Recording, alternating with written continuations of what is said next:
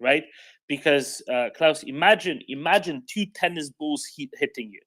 And they're both traveling in the same velocity, and one is a tennis ball, and the other one is made of steel. One of them is going to deliver a lot more kinetic energy because kinetic energy is mass times velocity squared, right? So if the velocity is constant, the mass increases massively. You hit it with more things. So the denser the metal with the same form factor, the bigger the impact, so to speak. So that's why. The other component is that due to something called adiabatic shear, because of the very particular crystalline structure of uranium, of uranium metal, it is effectively self-sharpening. So your knife, right? And the more you use your knife to cut vegetables or whatever, the less sharp it gets, and then you tear apart a joint of meat at some point, and it gets even more dull. Well, at certain velocities, let's say, uranium is the opposite, and that extra pressure, which is put on it, or the extra force, when it hits something, it actually makes it go sharper rather than duller, which is pretty cool when you're trying to penetrate something. That's kind of why it's extra super useful in a shell. So there's different kinds of shells. You can imagine a normal shell, which is a high explosive shell, hit something, go boom. These ones are different. They don't blow up. It's just sort of a dart of metal that flies through the air, and then when it hits something, it's meant to go straight through. And with that, we are at the top of the hour, and I can very warmly welcome Dr. Bilyana Lilly, our cyber warfare and influence operation countering expert. Welcome, Bilyana. How are you?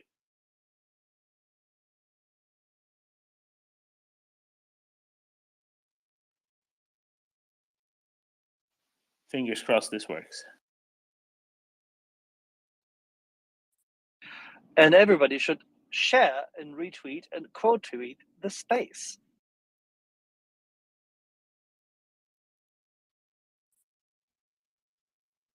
%100%. And I will also very quickly put a new tweet up in the nest, and you can share that too. And that also has the space link, and that will be the hey, we have a guest kind of tweet. A space link? Is that as good and as lethal as a space laser?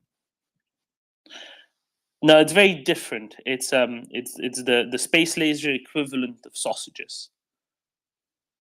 So it's juicy? Can be, but if it's too juicy, it means you've undercooked it. Okay, that's bad, of course. No, I shall be so glad as soon as our Bulgarian guest is here.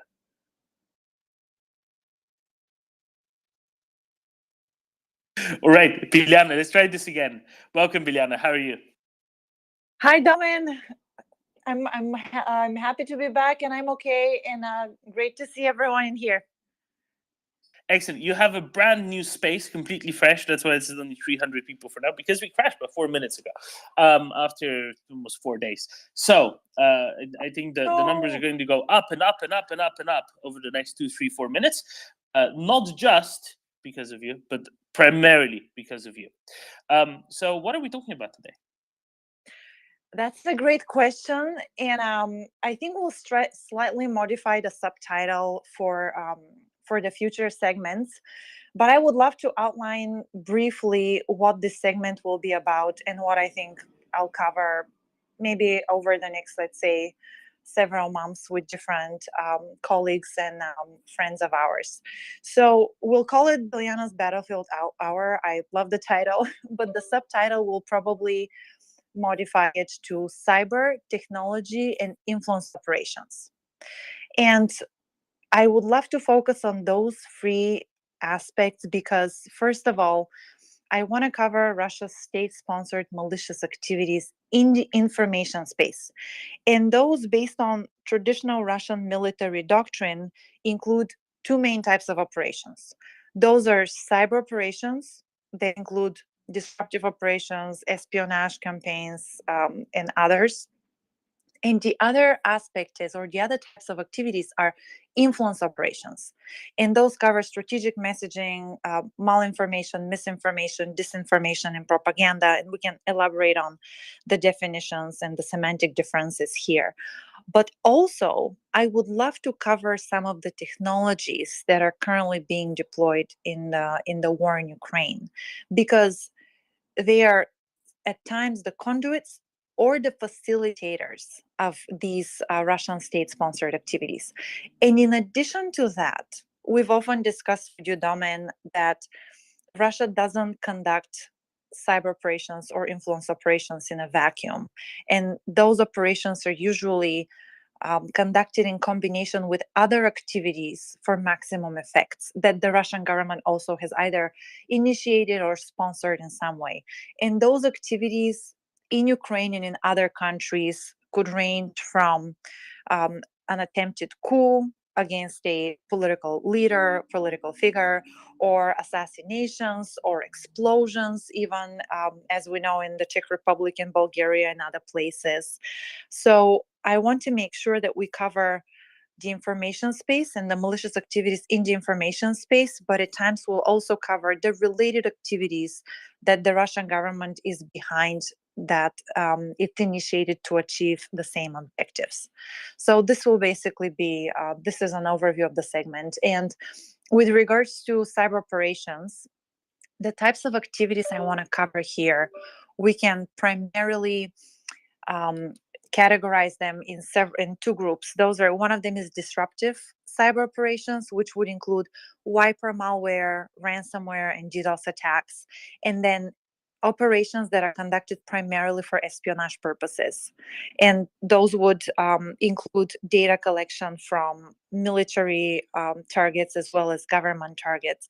And then there's also hack and leak operations, which we will cover here as well. And those operations are conducted for a number of reasons.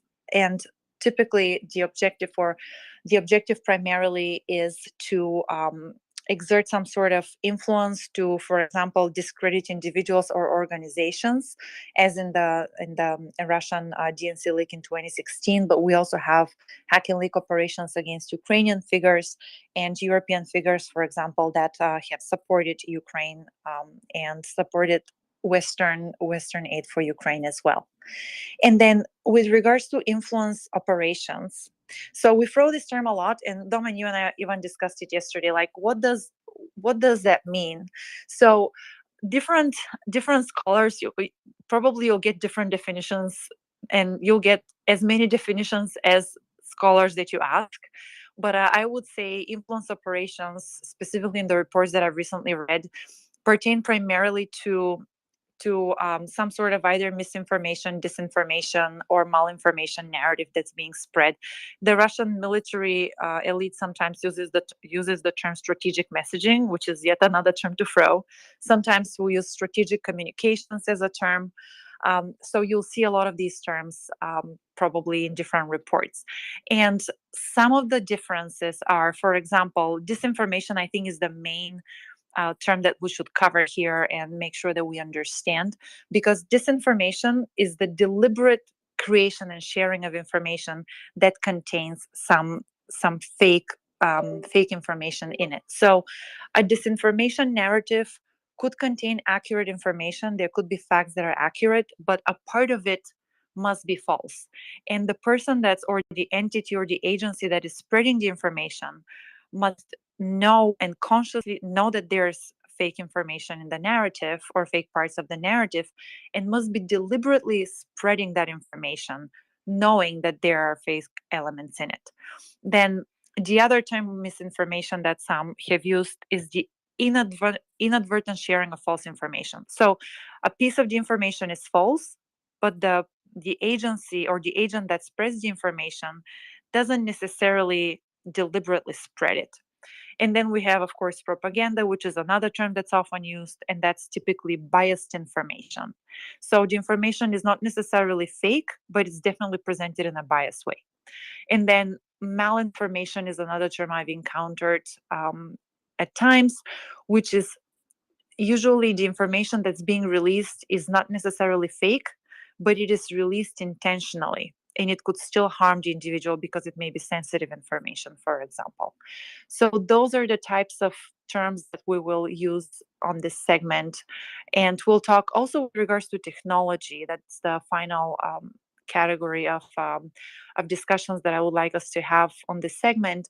We'll cover here the use of AI, the use of drones. I would love to talk about Starlink at some point as well, and the discussion around how Elon Musk almost withdrew it from Ukraine and so on. So I would like to talk about the over reliance on certain technologies during war as well. At some point, we'll also cover foreign IT support for Ukraine, specifically in the information space, and all the companies that have helped massively to defend Ukraine's networks, including Microsoft, Google, and others. So ESET as well. So we'll cover that in the segment. Where shall we start? And when will this Good end? question. There's so much to cover, right? I mean, I'm recently, so we don't have a guest today. It's us outlining the contours of what this segment will be about. So I'm thinking maybe we can cover some of the recent cyber threat intelligence reports that analyzed the year of basically Russia's activities in the information space against Ukrainian targets, and also actually NATO targets. So I think that there are some interesting pieces of information that came out of these reports. And I'm specifically referring to a report from Google, a report from Microsoft, and more recently, just from 2 weeks ago, the very first report from Ukraine's own CERT, or basically Computer Emergency Response Team. So they provided some useful data that I think analysts and decision makers are going to use going forward. So maybe we'll start from there. Maybe we also should highlight that not everything you outlined we will be able to cover today, albeit that it... Domin, you want to ask me to elaborate? Bilyana, could you hear Axel just now? Oh, no, I couldn't actually. Axel? Okay, I you will repeat? recycle. Okay, it's a peer-to-peer connection issue. I think Axel primarily wanted to emphasize that not all of this will be able to get through today. This will be a weekly, broadly speaking, segment, and over the course of many weeks, shall we cover all of these things, so that people don't think, oh my, will we really pack this much into now? How long will this take? 7 hours, 8 hours? Though we did just have a 7-hour segment with an Italian former artillery officer on Sunday. So. Oh, God, absolutely. Yes, Axel, thank you for that elaboration. Yes, we're not going to cover everything today, for sure. And we'll have guests to dive into some of these topics. I also welcome your suggestions. I already have ideas about who I would like to invite to speak first and for the first few segments, but I definitely welcome your ideas on topics that you are most interested in. But yes, we will cover this slowly, and also I'm happy to answer any questions as I go through this information here. So don't hesitate to ask me as well as I summarize some of the findings. Okay, so maybe we should start with some of the information on cyber operations over the past year. How does that sound? Let's do it. All right. So the reports, how over the past year there have been a lot of arguments about whether the cyber operations that the Russian government launched against Ukrainian targets have actually been effective, whether the Russian government, whether we basically saw those operations being being a part of the coordinated Russian military strategy and military operations. Well, with the latest reports and the data that was released in these reports, I think the answer is yes. A number of reports showed that there was that the types of cyber attacks and the intensity of cyber attacks and the targets of the cyber attacks coincided with conventional military offensive that the Russian government launched over the course of last year. And specifically, we're talking about the period between February of 2022 and now. So we have initially a number of the targets that the Russian government was focused on initially around the beginning of the conventional military offensive were government sites and military sites, but then also media and telecommunications companies, which is in line with Russian military doctrine that stipulates that Russia wants to first and foremost establish information superiority or информационное превосходство, so that they can control the information space and the communications between decision makers and military units. So the cyber operations in that period that were launched from Russia and most likely from Russian state-sponsored cyber threat groups coincide with this objective. Then after the first few months of the war, in the first few months of the war, with regards to types of cyber operations, we also have now data that clearly shows that there were more disruptive cyber operations than any other types of operations in that period. And we have, for the first 4 months of the war, there were more disruptive and destructive cyber operations against Ukrainian targets than there were in the previous 8 years combined. So the focus was really on trying to destroy networks, to disrupt operations in that period. And then, since September, another report showed that the targets, or several reports showed that the targets shifted primarily from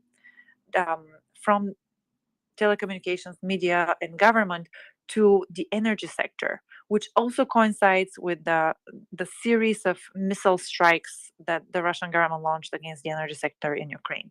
So we see how data now suggests that the cyber operations have been most likely conducted in coordination with the conventional military offensive.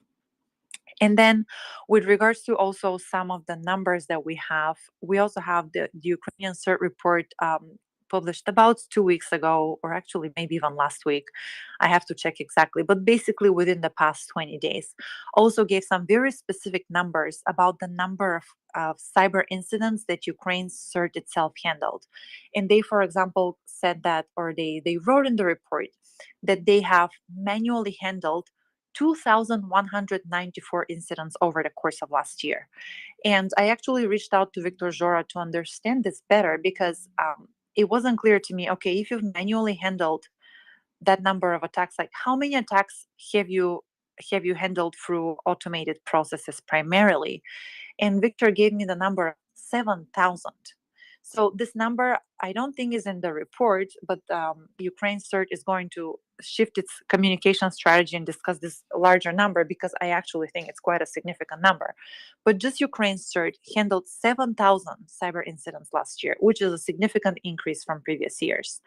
We also have another number in this report, which is 1,148, which are the very critical high-level incidents that Ukraine's CERT has handled.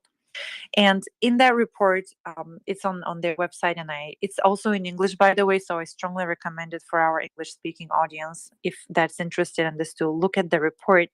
They also provide a breakdown also of the different sectors and the number of cyber incidents that they have handled per sector.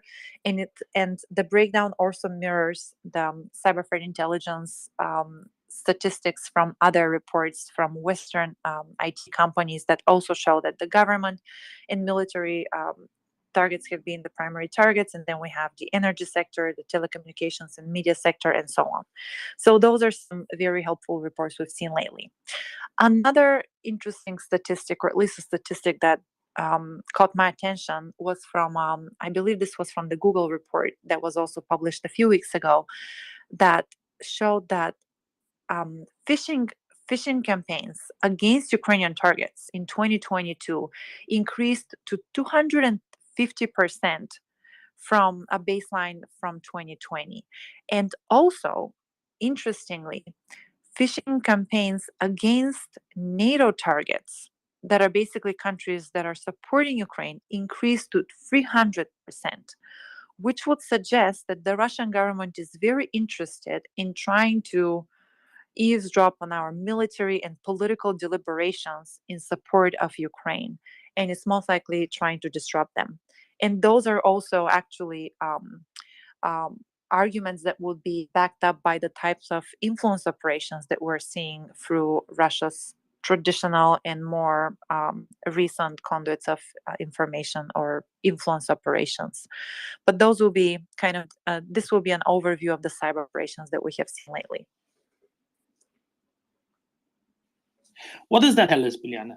all of those numbers, all of those large-scale operations that Russia levied against Ukraine, and also the order of operations. What can we learn from that? I think that's a great question. I think one is for sure now cyber warfare or the cyber domain has become a very actively exploited domain of warfare. This is very clearly established in the through the data that we see, for the trends that we see. The data outline has that the data has demonstrated. So I don't think it's under dispute anymore whether cyber operations are used in coordination with military operations. Data shows that they are. Whether you have the GRU actively communicating with the other military units, I can't tell you that, but it seems at least they're getting very similar directives as to the targets and the types of operations that they have to launch.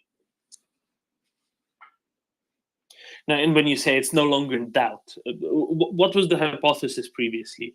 Was it something along the lines of, well, maybe all of these operations are working towards the same general goal, but just not coordinating? Was that the previous assumption? Yeah, this was part of it, and then the other was that we just haven't seen in the very beginning of the war, this active stage of the war, because the war has been going on since 2014, but now we have a new active stage since February 2022. The argument was, yes, first of all, that the activities may not be as coordinated as we would expect them to be in theory, and second, that there weren't that many cyber operations that were launched and they weren't that successful. And now we have data to show that there have been a lot of significant cyber incidents against Ukrainian targets during the war. And yes, we may not have heard that they have shut down the electricity for 10 million individuals or destroyed a military facility or a different energy facility, but we have actually several examples of near misses that we know of, and the information is still, I'm sure that we'll have a lot more information about potentially an almost successful cyber operations that the Russian government has launched that have been intercepted by Ukraine CERT or the the IT community that has been actively supporting Ukraine during the war. Earlier, you said you wanted to go a little bit more into the technology of it all, so maybe a little bit more granular as well. When you say intercepted by or stopped, interdicted, what does that mean in practice? How is that done? And frankly, who does it and who did it in Ukraine in those early hours and days? Great question, Daumen.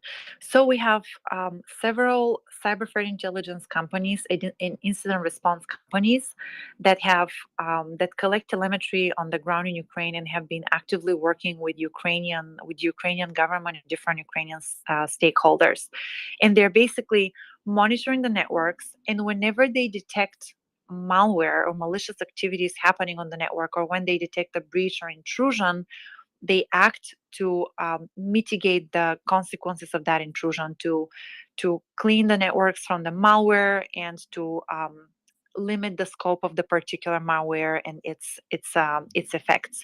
And those would be Microsoft, those will be Mandiant and Google, those will be ESET. ESET has been incredibly helpful in a number of cases to stop disruptive malware, including Industroyer 2, which was wiper malware that was deployed against the energy sector. And we also have Ukraine CERT. Those the number that I cited earlier, 1,148 incidents. Those are critical high-level cyber incidents that Ukraine's CERT itself handled that could have had massive impact on various facilities in Ukraine had they not been addressed. Was this the first time that Ukraine suffered Russian cyber attacks, or was there a previous event because of which they might have been a little bit better prepared in 2022? Oh, they have been actively defending their networks since 2014. And actually, I love how Ukraine's CERT's report starts because it says exactly that. Victor Zhora has he's written the introduction there, and he literally states Ukraine has been a testing bed for Russian cyber warfare since 2014. So the Ukrainian government has been enhancing the resilience of its networks, improving its capabilities, its telemetry, monitoring capacity, and so on since at least 2014.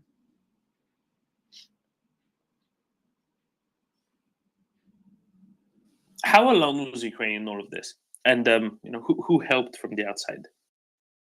Oh, a lot of countries, and I have a great, actually a great article coming out hopefully at CyCon this year with three awesome co-authors, Kenneth Gears, Robert Koch, and Greg Rattray. And we actually looked into this, and there are a number of reports that are coming out on the topic as well from other think tanks and organizations, like the Atlantic Council, for example, published one recently. A number of companies are helping. Microsoft, Amazon has significantly helped as well. We have Google, ESET, we have Cloudflare, CrowdStrike, Cisco, Talos, and many others. And they have provided assistance in different ways. Some have provided services, others have provided products, some have provided training. There are a number of different categories of assistance that have supported the resilience of Ukraine over the past year. And the assistance specifically started around February of last year, and it's been unprecedented. Like the massive support from the IT sector, specifically from Western countries, has been incredibly helpful to Ukraine. And there is also a body right now that coordinates a lot of this assistance, and this is CDAC, and Greg Rattray, who is one of my co-authors on this paper, founded or co-founded this body of it's a non-governmental organization that coordinates the assistance of a lot of these companies, the assistance that goes to Ukraine at the moment. Right, thank you, Bilyana. I have another question to advance this, but it's a little bit more speculative and granular. So, unless you want to go into some other direction, if it's all right, I give the question to Armadillo fella, and then we can. Definitely ask me first, and we can cover some of the influence operations afterwards. Okay, Armadillo fella, did you have a cyber question? So many cyber questions, really. I guess the first thought, because I work in IT on the commercial side, and so I deal, in fact, on a daily basis, I deal with cyber technologies such as CrowdStrike, Zscaler, Okta for identity management. So I really appreciate you doing this.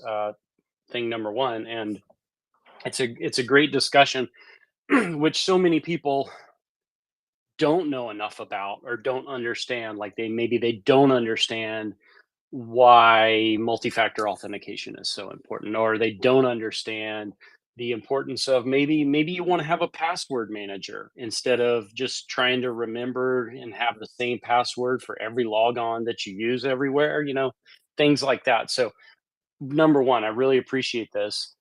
And kind of reflecting on one of the last things you said about the help from so many of these companies, one of the things when the war started, when the mass invasion started last year,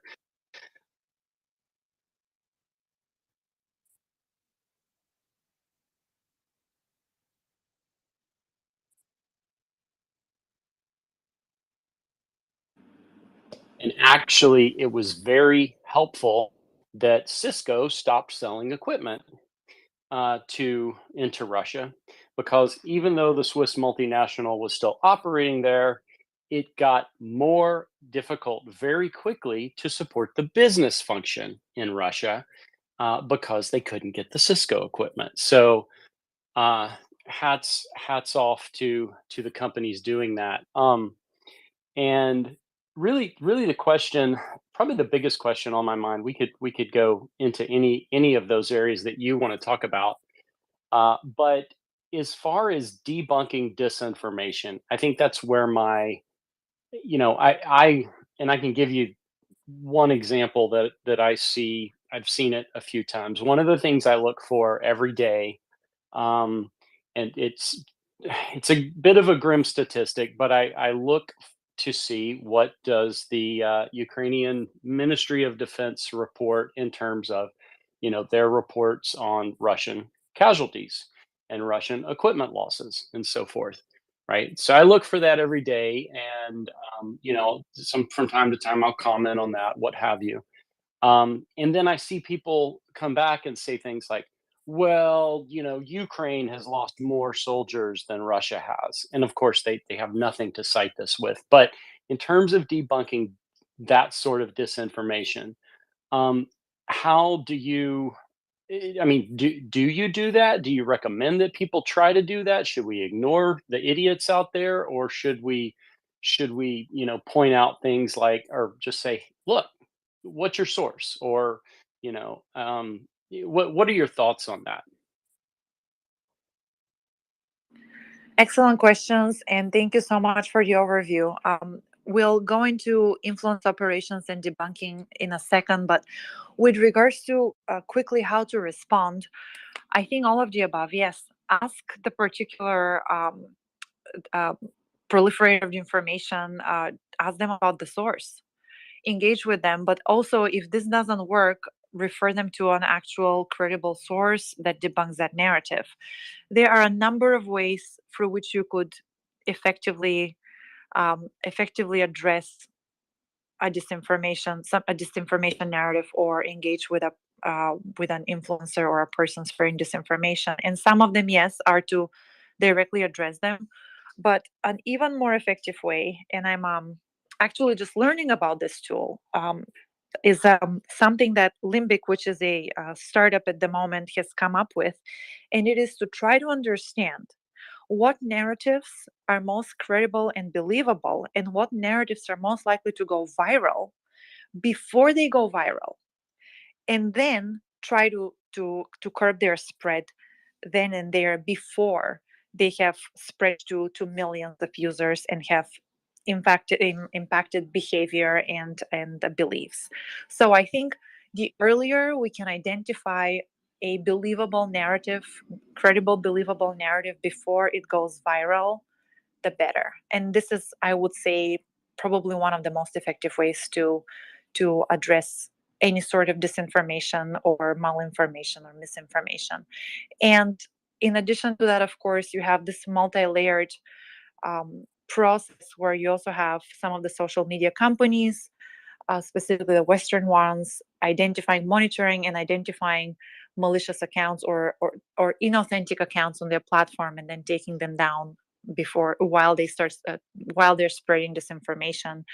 But I still think there can be a combination of policy interventions that can be introduced through platforms, as well as through different tech solutions, manual and tech solutions, to address this problem.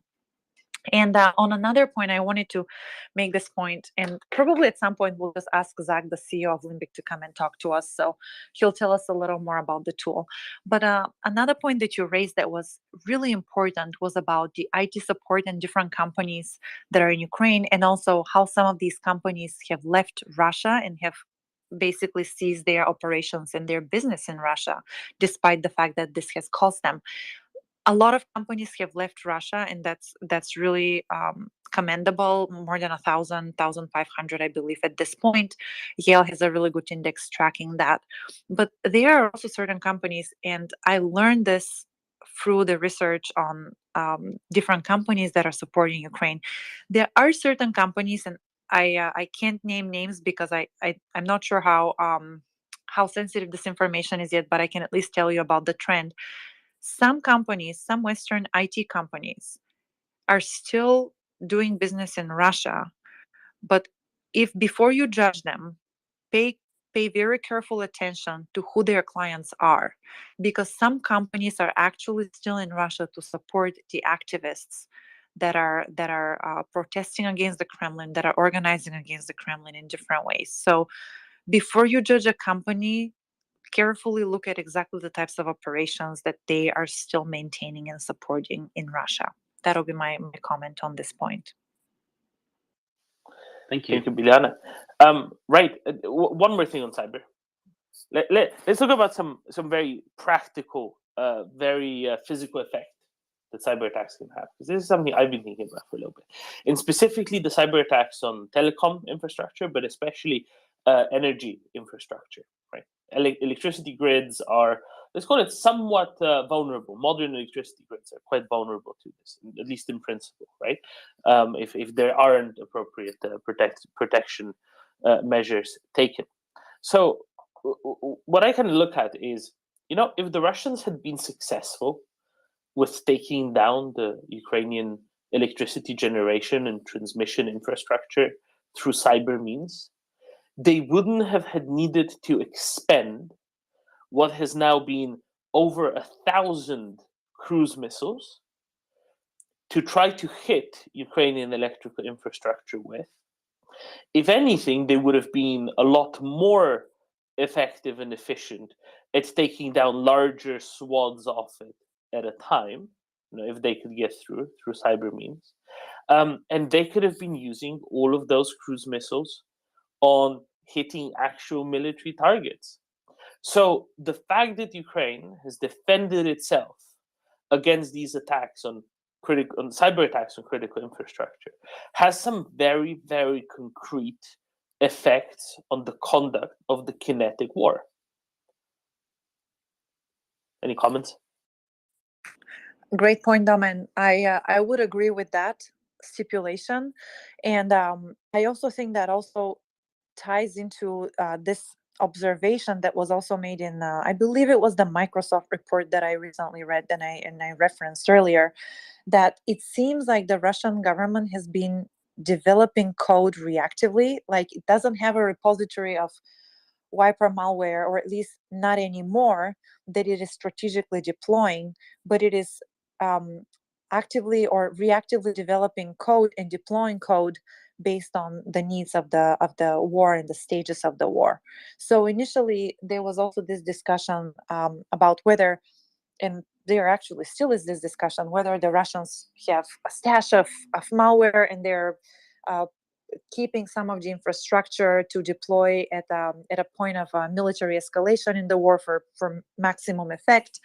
And now it seems that the evidence that we're seeing suggests that they don't really have that. And that's a massive allegation to make, so I'm going to say likely they don't have a whole repository of malware that they can deploy whenever they need to. And yes, it seems that you are right from what I'm seeing as well. Malware is a lot cheaper than firing missiles and trying to destroy installations for conventional military means. And I tend to agree with you on that point.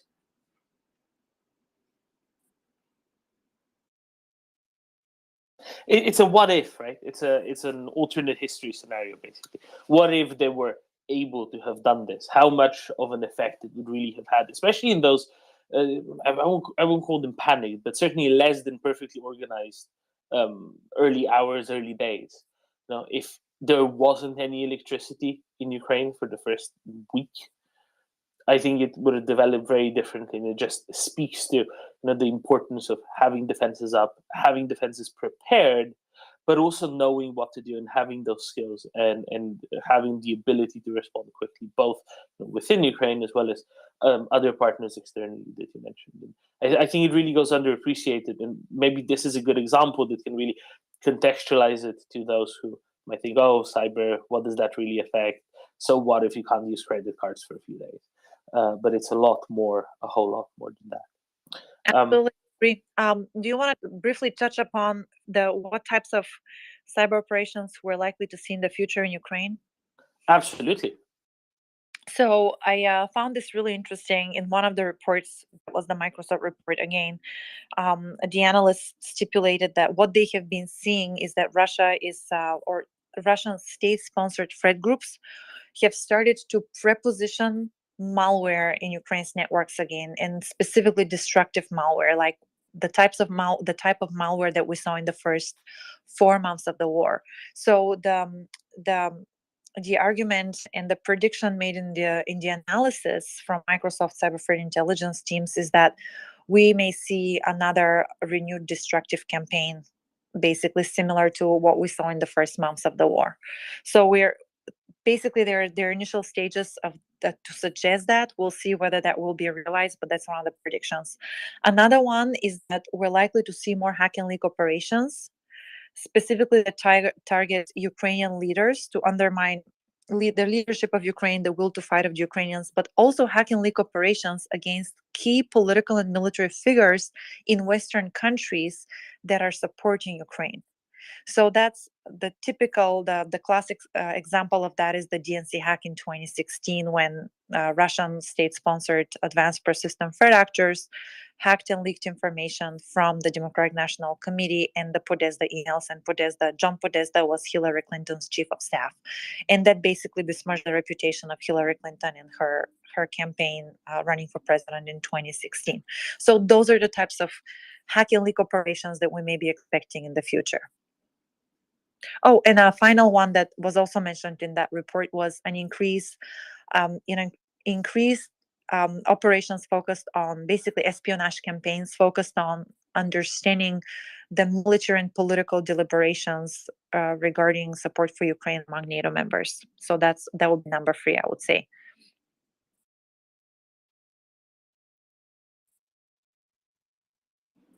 Domen, that's my overview. Did you have a question, or should we proceed with the Let's go to influence operations. I need to chew on that one for a little bit. Okay, yeah, there's a lot there.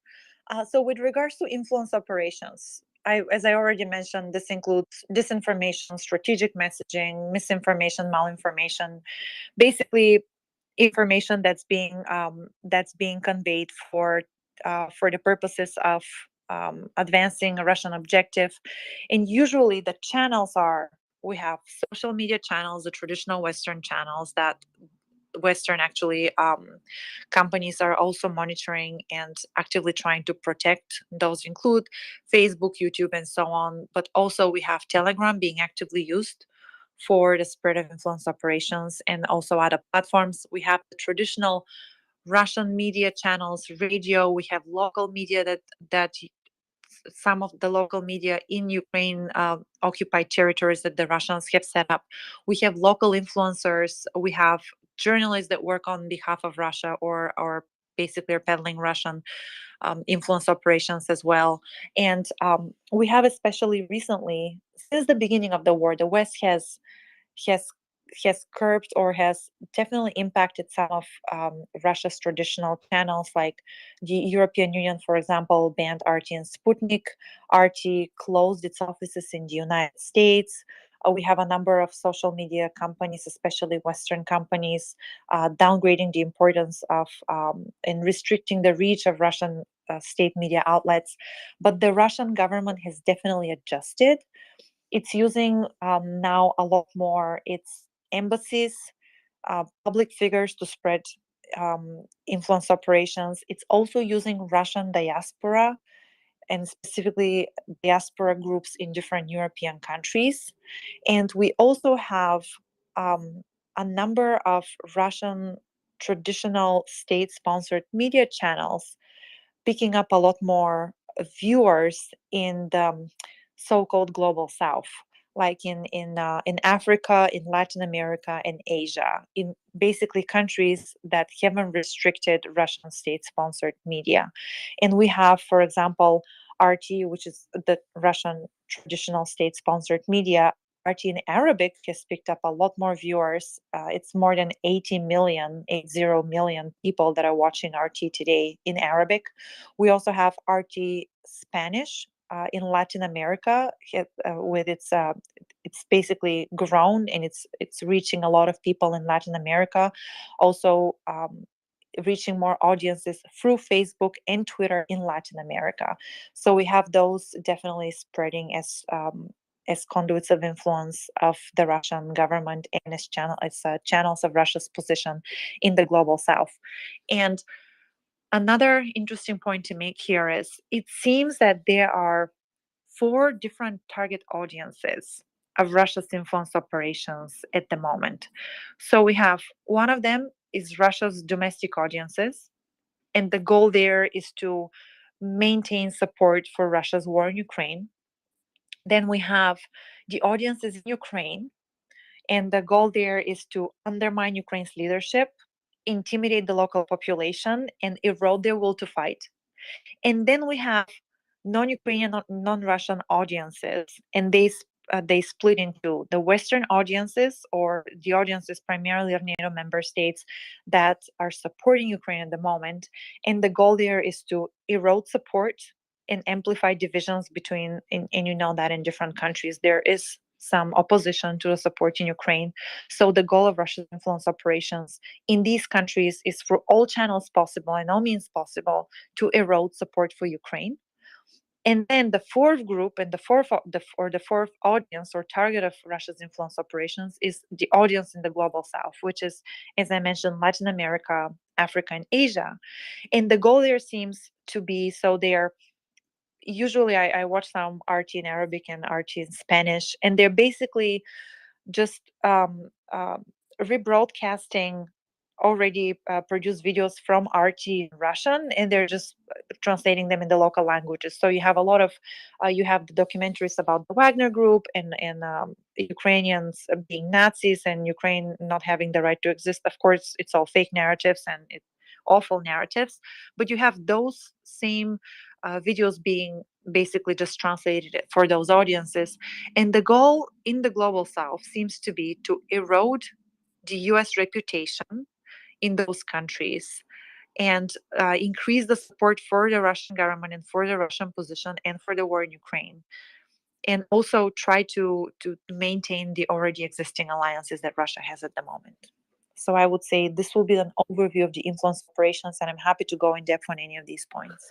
I wonder how this whole, the Nazis narrative plays when it's just directly translated in these very, very different countries around the world. Because, let's briefly summarize again for anybody who's missed it, why the Russians have started using the words Nazis in the first place.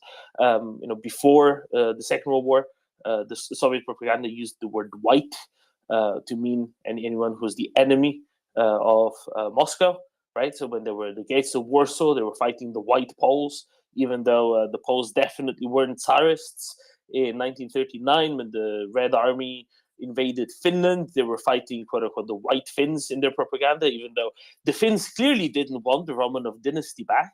Right, and then after the Second World War, they just flipped and they just called anything that was against them Nazi or fascist, and it just so happened that it happened to play a particular way when their propaganda was largely domestic oriented, ended up being picked up in the West following 2013, 2014. Now, I do wonder. Again, and I don't think you know the answer to this question. I don't think who knows the answer to this question.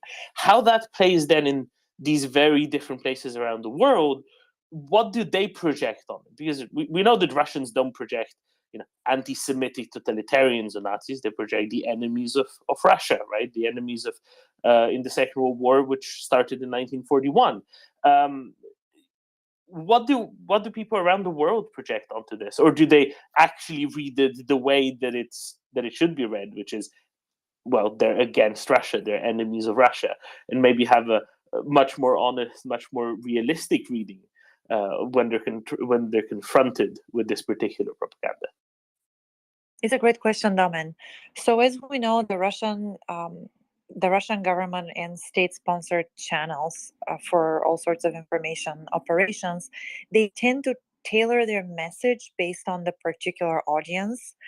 And in different African countries, Latin American countries, and some Asian countries, they're effectively rebranding this narrative to focus more on the history and legacy of colonialism in those countries, and they're trying to play on those sentiments as when they talk about occupiers or who has started the war, that it's against the oppressive West and NATO that has been the reason why the Russians now have to defend their territory and Russian speakers in Ukraine. So they're playing on those historical legacies and the knowledge of the colonial period in some of those countries. That's how they're framing it.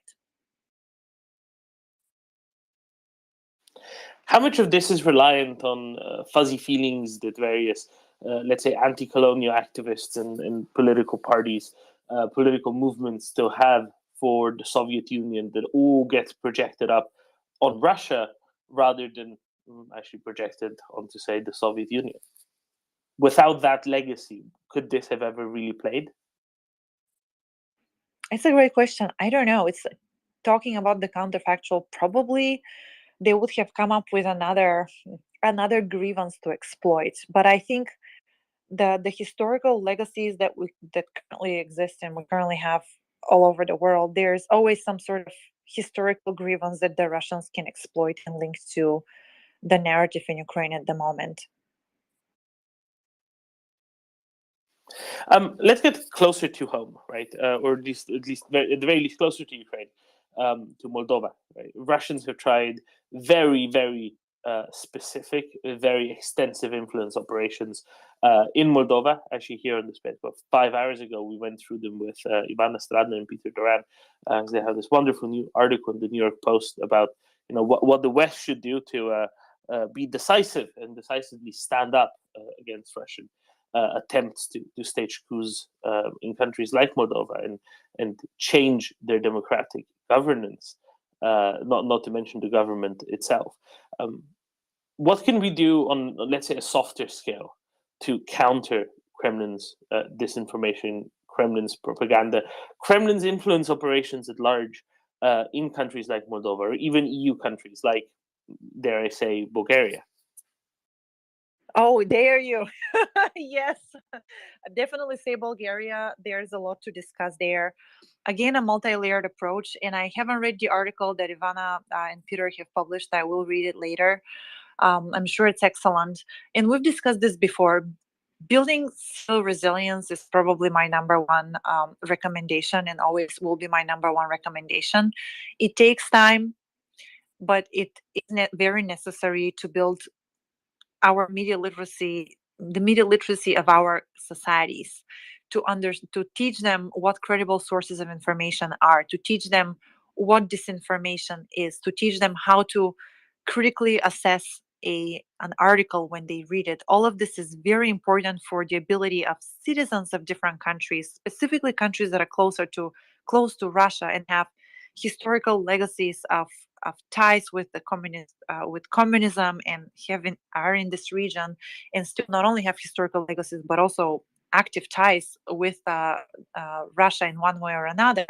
It's very critical that they understand the difference between accurate reporting and disinformation or malicious strategic messaging campaigns. So I think this will be one good step. And we've discussed this before. Another thing that I believe we have to address is funding. And if we've talked with you here about political funding or funding for political parties in Bulgaria, in Serbia, Montenegro, Moldova as well. Specifically in Bulgaria, Montenegro, and Serbia, I've looked at the legislature.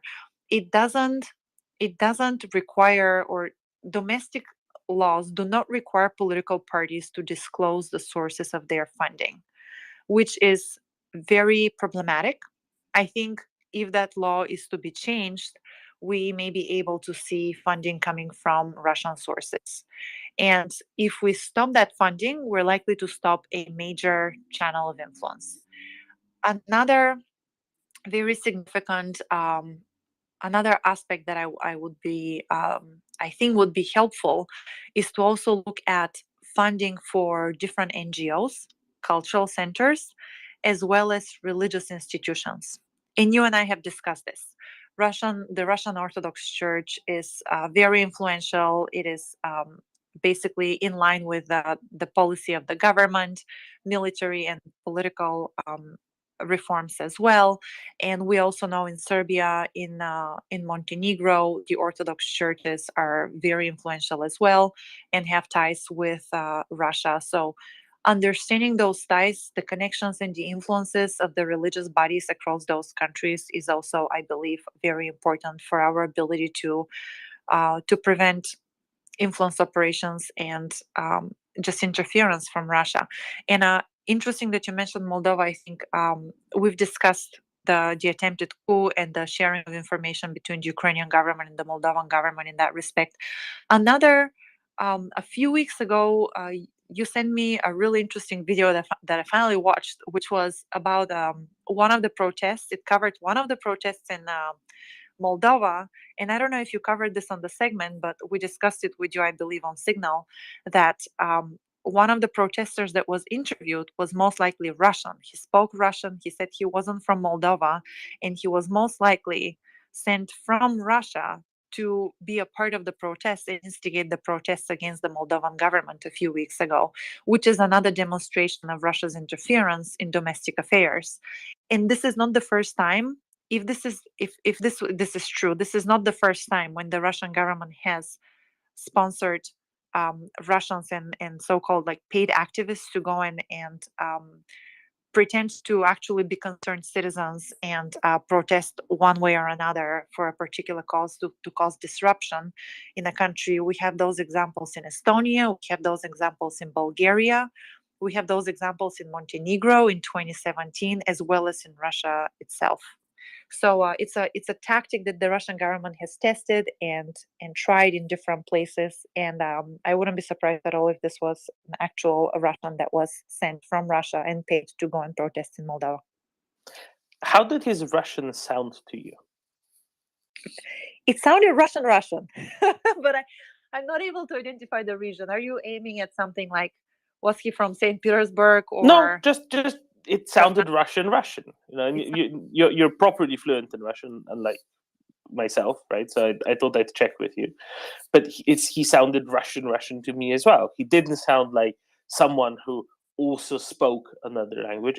He didn't sound like someone who was, you know, in a different linguistic environment than Russia. Russia didn't grow up in a different linguistic environment, because it could have been, perfectly reasonable that a local pro-Russian, Russian-speaking person would go and, as a provocateur, pretend not to speak a word of Romanian. But anyone who's actually lived in Moldova, there's no way that they could have, stayed this stone-cold, stone-faced, and very clearly not actually have a clue what's going on, and yet have that very self-satisfied smirk on their face. Absolutely. Yeah, I agree with you, Domin, absolutely on that point.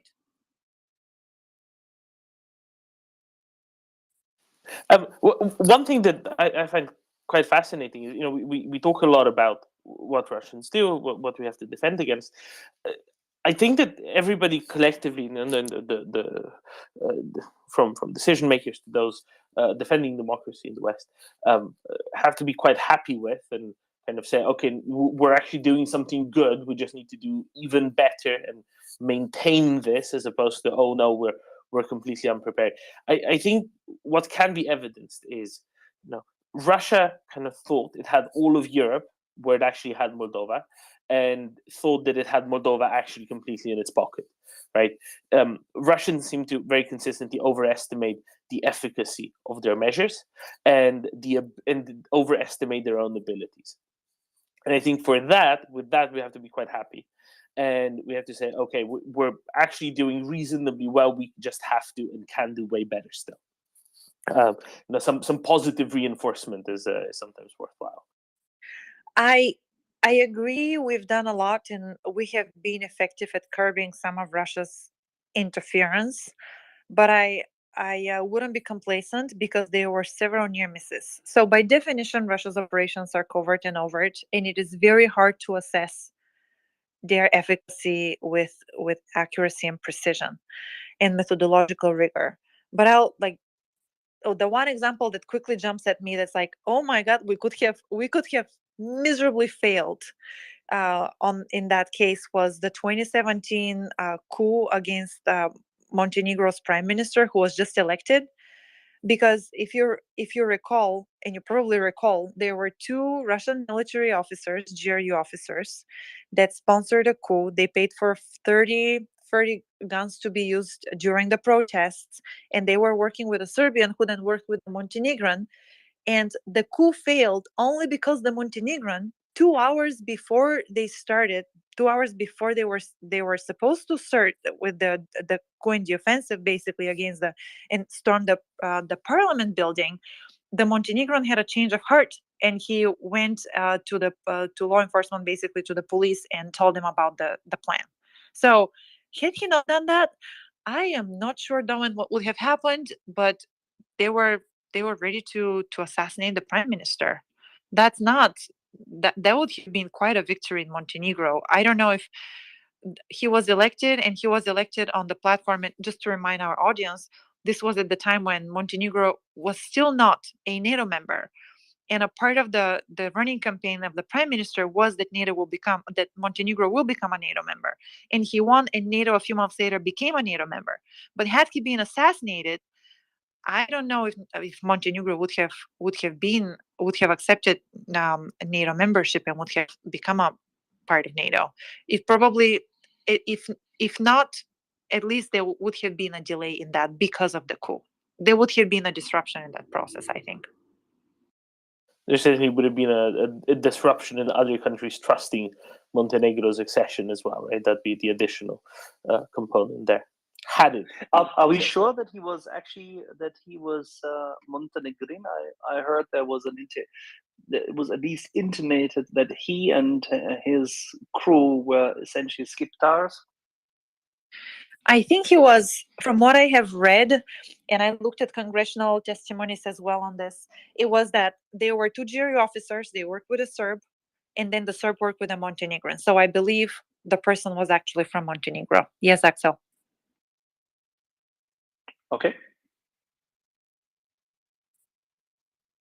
One more similarity, of course, and then I'll stop being silly and selfish and go to Driveline. Open the floor for other people to ask questions. So if you have any, go ahead and request to speak.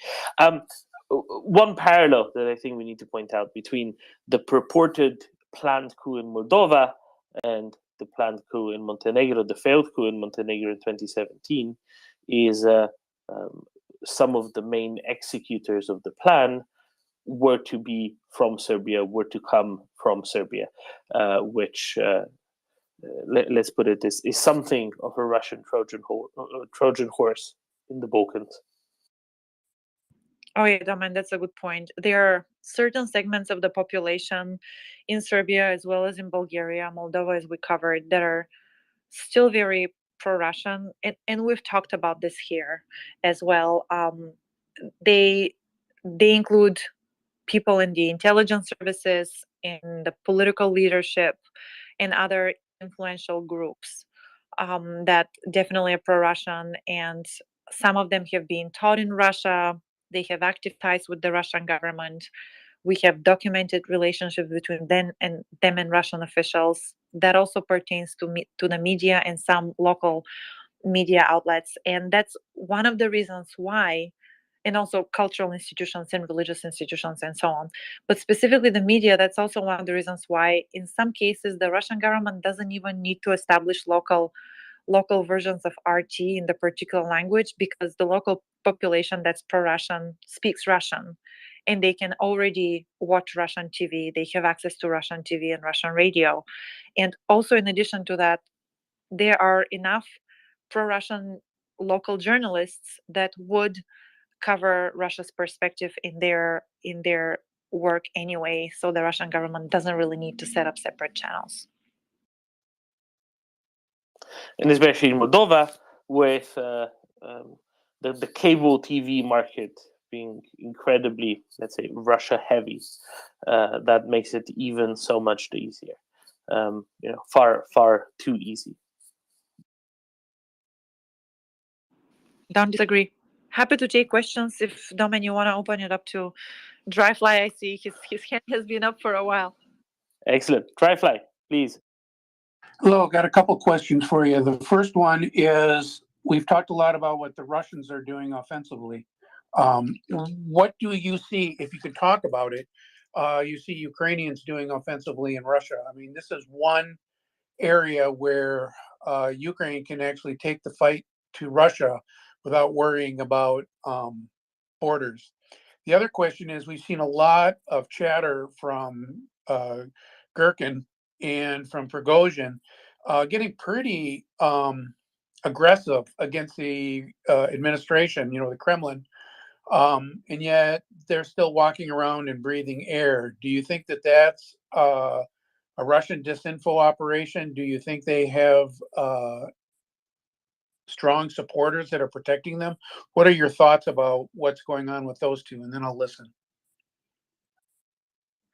So on the first point with regards to Ukraine, from what I am seeing, the Ukrainian cyber force is primarily focused on defending its networks, which is quite a lot, and that's keeping them occupied. There are certain groups, primarily non-government actors and volunteers from the international community, that have breached Russian networks and have, for example, hacked and leaked information. They have launched DDoS attacks against Russian facilities and sites in Russia because of the war. And we also have a number of websites where they have leaked information from Roskomnadzor and the Kremlin and so on. How accurate this is, I have some analysis that suggests that a lot of it is accurate, but it's still I'll take it with a grain of salt. So this is what we've seen so far. Especially in the beginning of the war, there were more disruptive attacks than what I've seen lately. But I would say Ukraine is primarily focused on defensive operations at the moment. And then with respect to the noise that's coming out of Gherkin and Prigozhin, I mean, they're very, very anti-Kremlin to me. And this is all online. It suggests to me that that's either fake, that it's fabricated disinfo, or they do have some very strong allies in the Kremlin somewhere that are protecting them. Your thoughts on that? Oh yeah, that's a good point. It's a lot of it is speculation, and whatever I say will also be speculation. Prigozhin was known to be really close to Putin. He's the leader of the Wagner Group, which is right now gaining a lot of influence and a lot of attention. He's recruiting for the war from different countries. I think he's very much in line with Putin. The current arguments, I would say, maybe they're real, maybe they aren't. I'm not able to weigh in one way or another on this discussion. It will be all speculation. But one thing I can say is that I have heard credible sources state that there may be a plan for a potential coup against Putin, but I haven't seen it. I don't know who's preparing it. I have heard only from credible sources that there likely is such a plan. Let's go a little bit into the propaganda that Russians broadcast in regards to this, in regards to just about everything.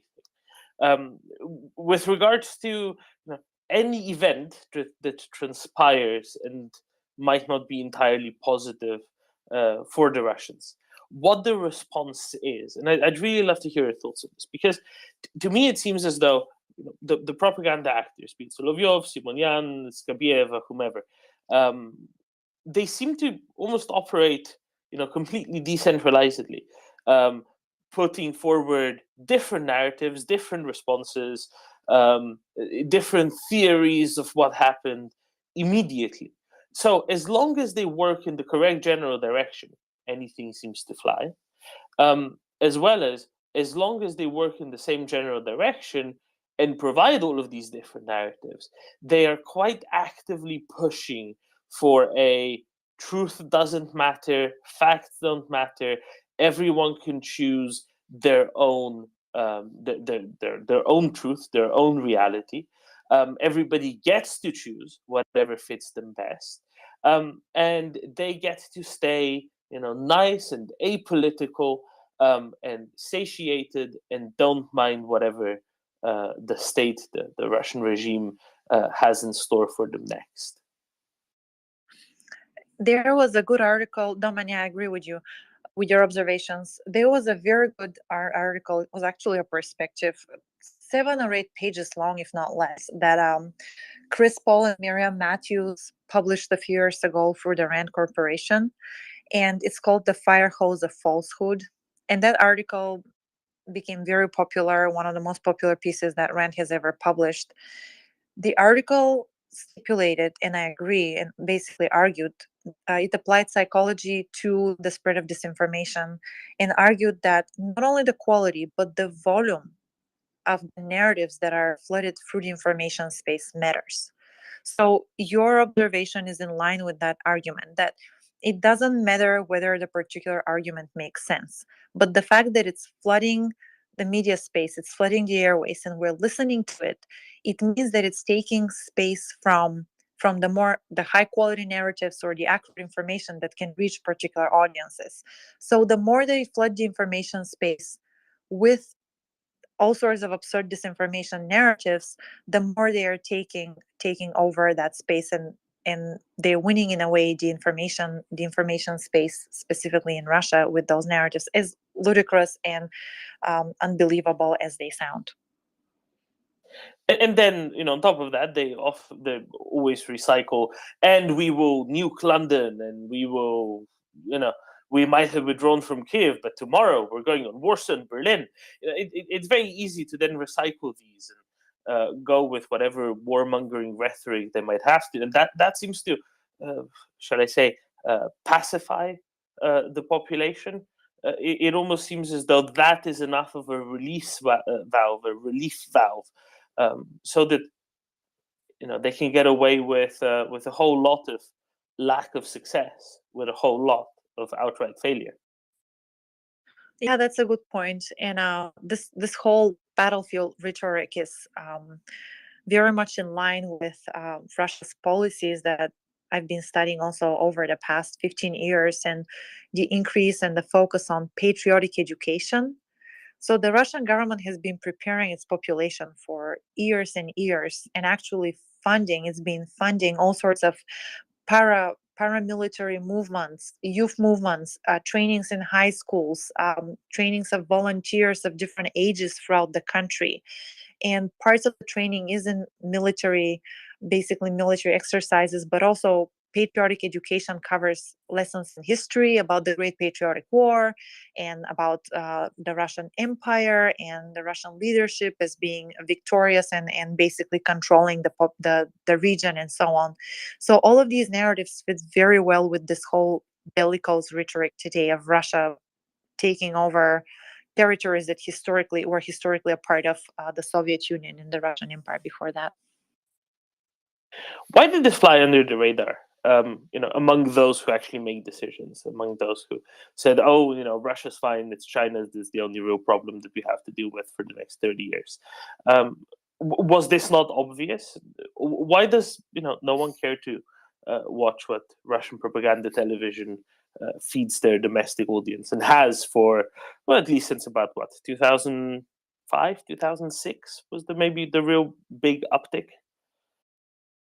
Domin, you're basically asking me, can you explain the universe to me, Bilyana? Yeah, it works. That works. Let me think about this. So why did we miss it?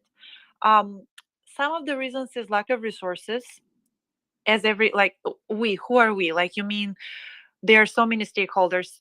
Some of us, let's start from here. Some of us didn't miss it. Or maybe, let's say, countries that are closer to Russia, Estonia, Finland, Sweden, they didn't miss it. Poland, they have been watching the developments in Russia.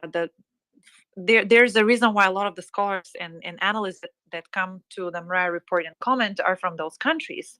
They preserved their scholarship, they preserved the institutional memory of the previous wars. They have been watching Russia's information warfare operations and Russia's behavior and subversive activities in Russia, but also outside of the country for decades. They didn't fall asleep after the collapse of the Soviet Union, and for that reason, I think they were watching and they were preparing. That's why in Norway, when Russia opened Sputnik, basically the Russian state-sponsored media, they had to close it within 1 year because the Norwegians just laughed at the disinformation that was channeled through the articles there, because they had built very solid societal resilience, and they could recognize malicious influence operations that the Russian government was trying to channel through Sputnik. So that's why we have the Psychological Defense Agency in Sweden, that actually has a very inclusive approach. Mikhail is the one leading it, and probably at some point I'll invite him to come and speak to us, because the Psychological Defense Agency is looking not only at the spread of disinformation, malinformation, misinformation, and cyber operations, but it's also looking at other activities that the Russian government is sponsoring, other subversive, malicious activities that the Russian government is sponsoring all across Sweden to try to disrupt the government and to try to cause societal unrest. So those countries have been paying attention. I would say the countries that downgraded the threat, or at least prioritized other threats, were more the countries in the West. And the reason for that is, I would probably argue, limited resources. Because yes, the Cold War was over, and then we shifted our focus because we had other threats to prioritize. Russia's economy and its basically trade with the United States, and specifically with the United States, but also other Western countries, is minimal in comparison to the economic ties with China and India. So there are definitely reasons why the threat wasn't a priority at the time. We also had terrorism was obviously a huge issue after September 11th in the United States, and through coalitions, the US had to address that. So there are resources that had to focus on these more immediate threats at the time. This will be my very short initial answer. But how when about it's- Tormund, how about complacency and consumerism and essential, should we say, distracting yourself? I'm not trying to advocate for this wonderful Hollywood movie, which, by the way, is culturally iconic, Idiocracy, but it fits at times, isn't it? I mean, we are dumbing down our overall education system. We're not helping people to understand physics, engineering, mathematics, and the likes, all of it.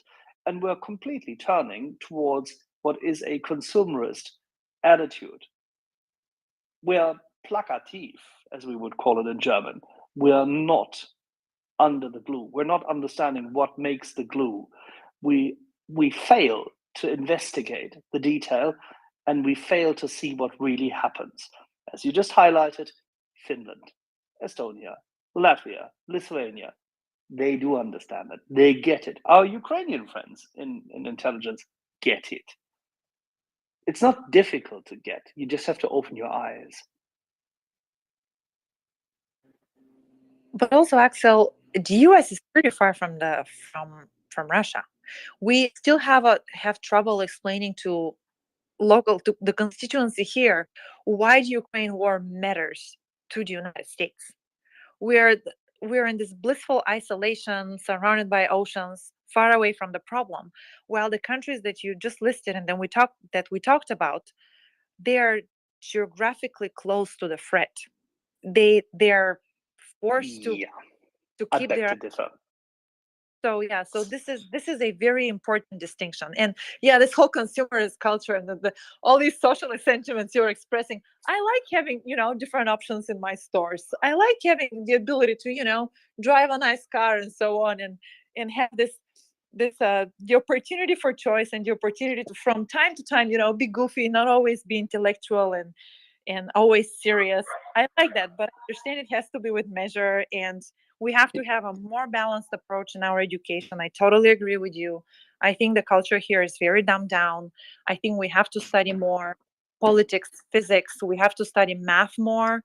We have to study media literacy more, critical thinking. We have to write more essays, all of that. I completely agree. So I think that you are right. I just want to make sure that we just put a little bit of balance with regards to the geographical proximity of some countries versus others. Okay, but that was my point. Geographical proximity has not been a decisive factor. The United States of America has global reach with its Navy and its Air Force and its air bases. The United States of America has one of the densest, most comprehensive networks, both in terms of its overall representation, State Department-wise, embassy-wise, consulates-wise. The United States has a massive attraction to all over the world. Everybody wants to study in the States. Yes, there's 2 universities on the beautiful islands where people like to study too. That's okay, that's fine. There's a couple of universities they go to because they pay for it, but they don't get anything for it. But if you exclude the two rowing clubs with adjacent educational societies, everybody wants to go to the United States. It is still the shining city on the hill. So it's both attraction and a sprawling global network. The United States has more companies than anyone else. Even the German Exportweltmeister companies are not as widely distributed globally as the Americans are. So there is business information, business liaison. There is a significant export-import relationship with most countries in the world. So the element of geographical remoteness, so to say, from Russia doesn't really count, does it? It actually is not even there. Without most of the engineering companies from the West, but now let's just take the Americans for that matter, without the likes of Halliburton, and without, take the Canadians with it, without the elements of various engineering companies from North America, all integrated across that beautiful North American continent, nothing in Russia would have worked. Without Boeing aircraft, you wouldn't be able to transport stuff yet because Airbus just simply can't deliver enough. So you can go through every vital industry, both for the extraction economy as well as for the logistics in Russia. And you will find Americans over there. Renaissance capital, Hermitage, none of them would exist without US personnel because they would not have been founded or propagated. Without Bloomberg terminals, nobody would be able to trade at most of these entities. Without a lot of the people in media, Russian media would not have perfected its camera skills and videography. So all in, we are there. America is always present. And America always has the info. It always has everything at its fingertips. It just has a whole globe to deal with. I agree with you. But still, the information is there. The US Congress, both chambers, Senate and the House, are extremely well informed. State Department, despite it being foggy in its brain, quite literally, is very well informed. The DoD, the Department of Energy, one of the biggest information repositories on the planet, is extremely well informed. So in terms of information, data access, and linkage between various serious and well-educated people from the United States and in the United States, there is no real limit. There's no real lack. It's just the media representation and the communication which is lacking. So that's a different thing. Axel, I don't disagree with you on any of these points, but two aspects to bring back. First is priorities. As you mentioned, the US has a lot of other priorities and a lot of other areas to focus on, of strategic importance to focus on. And second is, I'm differentiating between the decision makers, and the US has sent massive support to Ukraine, as you know, but I'm differentiating between decision makers and a lot of the local population. Mid-American states, people that live in California here, they have different priorities. A lot of them haven't even traveled to Europe. My point was that to some of these groups, it's hard to explain the importance of the war and why it has to be a priority.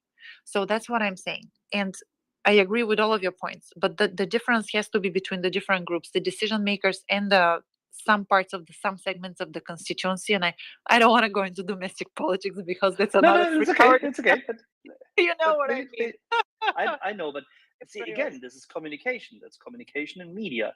It seems often enough that people, because you just highlighted Midwestern Americans, where is the biggest manufacturing site for all the stuff I just spoke about? Where do they come from? The products which matter for most of the world do not necessarily come out of California. I'm sorry. They come, for example, from Oshkosh, or they come out of Texas. They come out of Missouri, Louisiana, and everywhere else. They come out of Alabama. They come from everywhere in the United States. So there are massive amount of people who have in their daily business, in their daily work, massive connectivity with Russia and always had. And as to strategic priorities, which two priorities should the US have? There's two nations which definitely wish ill to the United States and freedom as such. That's Russia and China. There's a couple of secondaries who are crazy, such as the Little Hermit Kingdom and the mullahs in Iran. Great, fine. Then you can list all the dependents and the likes, but that's it. So you have two main enemies, one of which is critical because it has turned critical. That's Russia, has always been. And everybody at the DoD knows that because the Chinese simply don't have that amount of nuclear weaponry arsenal. And there are other issues to deal with. But if you look at it, the adversarial position of Russia has never been in question. But you're also forgetting, or not forgetting, but not mentioning a lot of the domestic issues that we have to deal with. Extremism, domestic, for example, immigration, inequality, police brutality, discrimination. There's so many other topics. It's not just foreign policy topics that are being discussed in the States, and I would say they're not even a priority in some. They're not even a priority in some regions. So, and there is a big difference between operations and where the production takes place and the awareness of the people that are involved in it. So, those are very different issues. In theory, I agree with you, but in practice, there are a lot more different aspects to consider to this. I think we can tie this in a bow and say, to start building resilience, maybe the first thing to do is to listen to what the Russians are already saying and publicly broadcasting. And if that had been, clearer to more, maybe, just maybe, like 4 or 5 days ago, one of them went on television and said, and we should go and retake Istanbul, Constantinople, for it is ours, and that will teach the Turks a lesson. Obviously, nobody in Turkey cared to listen to it, but maybe listening to that would give us a very good grounding, a very good foundation for starting to build the resilience that you spoke about, and that Axel delved much more deeply into still. Thanks, Dom, and agreed on this. This is Bilyana's Battlefield Hour. We're already hour and a half, so I have about 5 more minutes. Yeah, you're laughing. I know we initially said 1 hour, so I'll be here for another 5 minutes. So if you want to take some of the questions from the audience, I'm happy to answer them, or decide what you want to talk about in the last 5 minutes. We have Chris with us, and he is typically on topic in this case. Chris. Awesome. Hi, Chris. Hi, Bilyana. Well, we're all up here, and we can all say hashtag free the leopards, can't we? So thank you for your support on that, Bilyana. Yes. So I'm going to I don't know whether I'm exactly on your topic, but let me just go back. I think I might be able to pick up on it. Let me just go back a bit and just say to you that, as I think the guys know, I've been working with some companies in Ukraine, and in particular with the CIOs and the CISOs of, for example, Ucontrol and Ukra Telecom. And actually, one of the things in terms of education that I've been saying is, if you want to listen to anybody about cybersecurity, defense, and attack, you might want to listen to the Ukrainians, right? So I'm currently involved in basically getting them speaking slots over here in some of the cybersecurity expos in the UK. And from that, basically, what happened was that, I did a couple of interviews with them, and one was sort of like top 5 learning points from the Russian attack on Ukraine, cybersecurity learning points, right? And so it was actually interesting. I haven't caught everything that you said, but I caught the beginning part of what you were saying and that. And I don't know whose report you were using, but that report, definitely agreed with what I've been hearing from them, right? And I just wanted to, pull out a couple of things and get your comment on it. So going back, right? I mean, education of Ukrainians and their development in IT and cybersecurity. And as you said, the attacks were certainly starting in anger in 2014. But, the education and the ability of the Ukrainians, I think perhaps you would agree, has certainly been a factor in their ability to defend and attack from a cybersecurity perspective.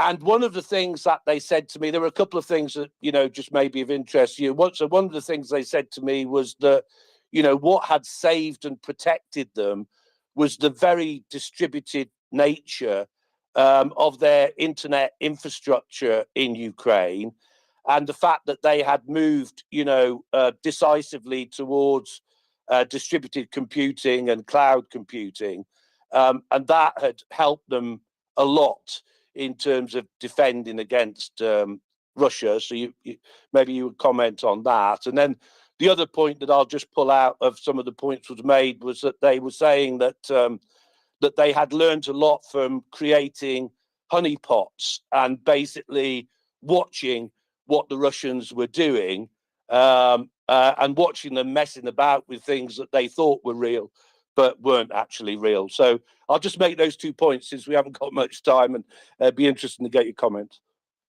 Chris, excellent points, all of them. So first on the report, I tweeted it. So you can find it on my Twitter, but also it's called, and I just pulled it in front of me here. It's from the State Service of Special Communications and Information Protection of Ukraine, and it's called Russia's Cyber Tactics Lessons Learned 2022. So that's the report that I cited statistics from. On the point about the cloud, absolutely. Very early on in the war, the Ukrainian government realized that a lot of its government functions, specifically government functions, were channeled through or powered through information. Basically, the operations were on local servers, and they decided to migrate to the cloud very quickly. They even changed legislation very quickly to do that. And Amazon and Microsoft have been critical for helping Ukraine to basically migrate its government services, specifically government services, to the cloud. And that has really been incredibly influential. And Ukrainian government officials have mentioned this in a number of forums abroad, and they have released a lot of documents and made a lot of statements to that point, that their migration to the cloud literally saved their government operations and government services. And there was really good, it's a quote from Mikhailo Fedorov, who basically said that the cloud is not, I forgot exactly how he phrased it, but it was that the cloud is not cannot be impacted by Russia's missiles, something along those lines. I'll find the quote. It was pretty You can't cool. destroy a cloud with a missile. Something like that. Yeah, something like that. Basically, those, because now the centers, the data centers, are outside of Ukraine, Russia cannot physically destroy them with its missiles. So this saved the country's operations and had basically a huge impact. So I definitely agree with that. On the honeypots, I have heard that argument before. Yes, because of Russia's active exploitation of the cyberspace at the moment over the past year, not only Ukraine, but also foreign IT companies have learned a lot about Russia's TTPs, or tactics, techniques, and procedures.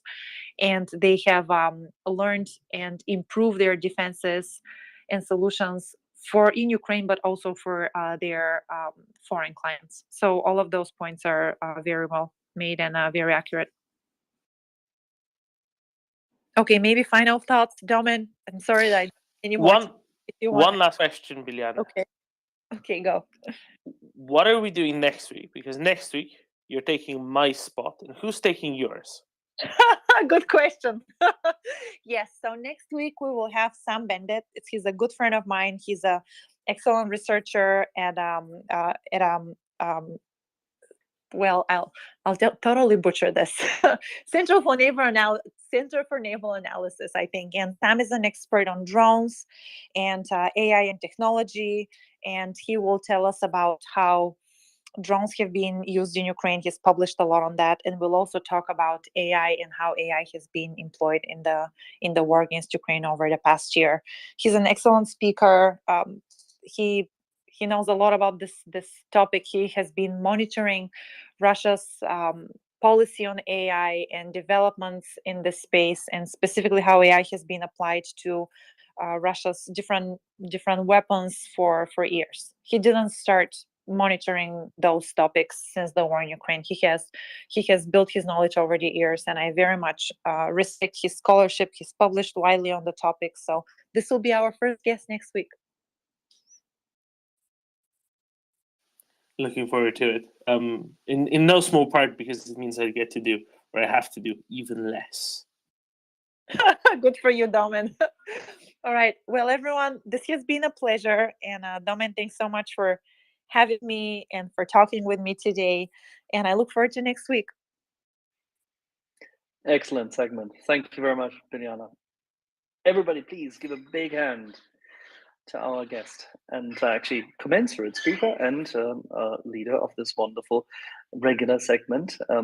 Obviously, you've heard the next 148 parts of the segment will lead us through the whole aspect of cybersecurity and the likes. Bilyana Lilly, wonderful.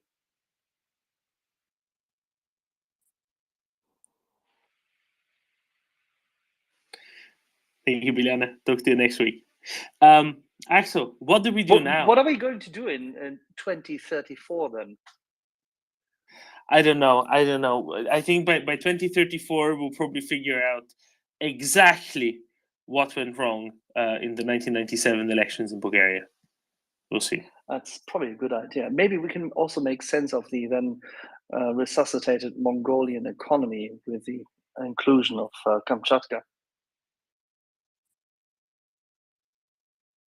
Yeah, people are thinking that China's going to take it over. Pfft, nonsense. I don't think so. No. As soon as Mongolia, I mean, when Mongolia has managed, it's rightfully theirs.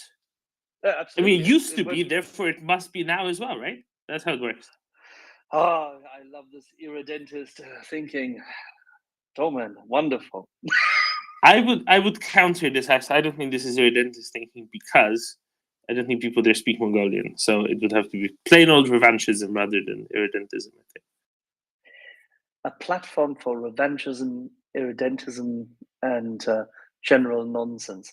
We're getting there, Domen. If we continue doing this week by week, we might actually in year number 3 get there. Time will tell. And also, Nick, what is this? How am I doing the well actually while you're around? Are you abdicating your duties?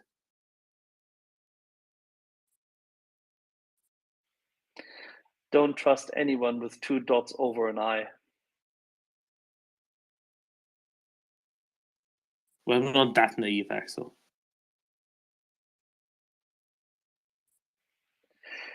I don't know what to do with this. He has an Irish passport, as I'm told.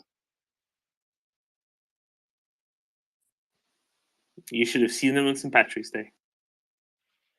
Well, was his avatar then green as well? Or, I mean, was he as equally squashed and sloshed as our friend Farrell?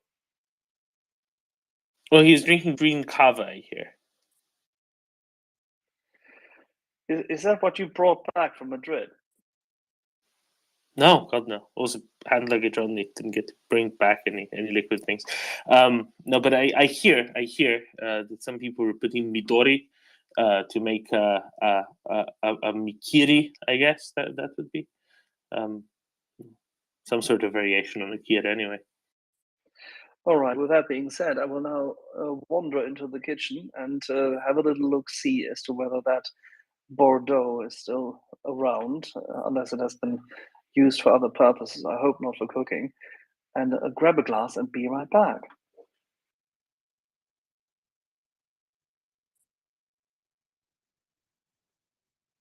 All right. In the meantime, anybody who wants to come up and after this absolute veritable marathon of back-to-back segments, first with Peter Duran and Ivana Stradna on Moldova, then with William Alberg, the Director of Strategy at IISS on the dish with fish, and now with Dr. Bilyana Lilly on all matters cyber and influence operations. Feel free to hop up, put your hand up, just like Jerome did, and we can turn the subject to something else. Maybe Prime Minister Kishida's visit to Kiev, the significance of that. Maybe something else. Jerome, good afternoon. How are you? Afternoon. Maybe you could guide me to two questions. One dumb question. Is Snake Island unoccupied? Is there anything on there? And two, is there anyone to give Black Sea updates? Is there anything going on in the Black Sea? Is there anywhere I could go to look for that? Any particular accounts or anything like that? I know Gunny's always around, but Well, sadly, Jerome, Gunny is not around, which I find very distressing. H.I. Sutton is usually very good in this. I think he goes by, what does he go by? I know the written out version. His call sign is H.I. Sutton. I keep forgetting what his at is, but I'm sure you'll be able to find him. Hotel India Sutton, Sierra Uniform Tango Oscar November. Is there anything on Snake Island? No, not really. Not really. There's lots of crab that there's lots. It's past the watershed here. There's lots of stuff that the Russians left behind when they packed up and left. There might be a Ukrainian radar installation there, maybe, but probably not, because what's the point? There's American stuff flying all over and above it anyway, and that is way better anyway. So we will. I don't know if there's anything of use. Probably nothing of major use. No. Ukrainian flag flying in the wind. That's about it. Did somebody bomb it again, Jerome? Allegedly. no, I noticed it. Yeah, I thought it was basically empty. And just on accounts, I noticed that I was listening the other night late, and it was a W.A.J. Konitz, and it was after Thomas Tyner. And he seemed to give a different perspective. I don't want to even say what he said, but just a different perspective on procurement of European weapons. And I would have loved to have them two talk to each other. But they seem to I don't want to say contradict. It's a bad word. How good is your German, Jerome? Because I think that would quickly leave the world of the English language. My family actually is from Worms. Back in the 1700s, they arrived. And then since then, how about the 21st century language skills? Yeah, my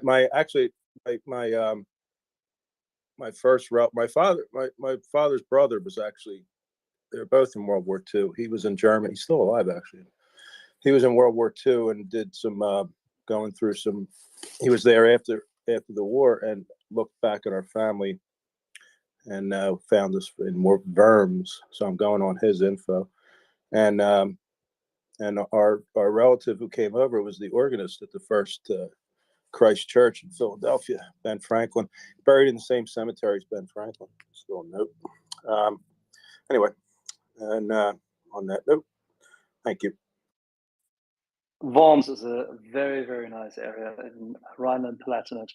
Absolutely beautiful. It's also one of the older cities of Germany from, the late 11th century? Late 11th.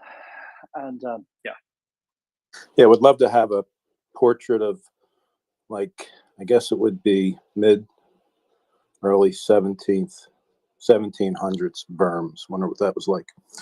So. Well, there's a lot. And there's a lot of documentation. I mean, it's one of the oldest. So how should we put this? It has city rights from a very, very early stage, and it's beautiful. The whole area is beautiful.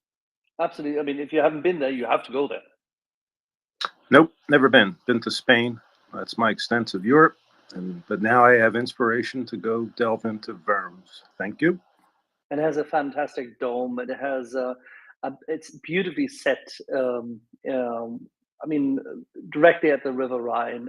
It's just the wines it's are a fantastic setup. Yeah, there's some decent vineyards not far. It's absolutely true.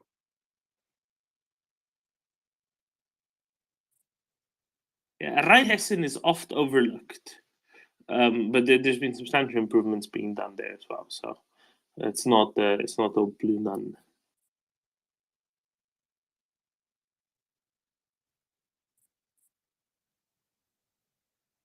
Okay, so with that, I'll drop down. Anybody who has anything on the Black Sea, we're looking. Thank you.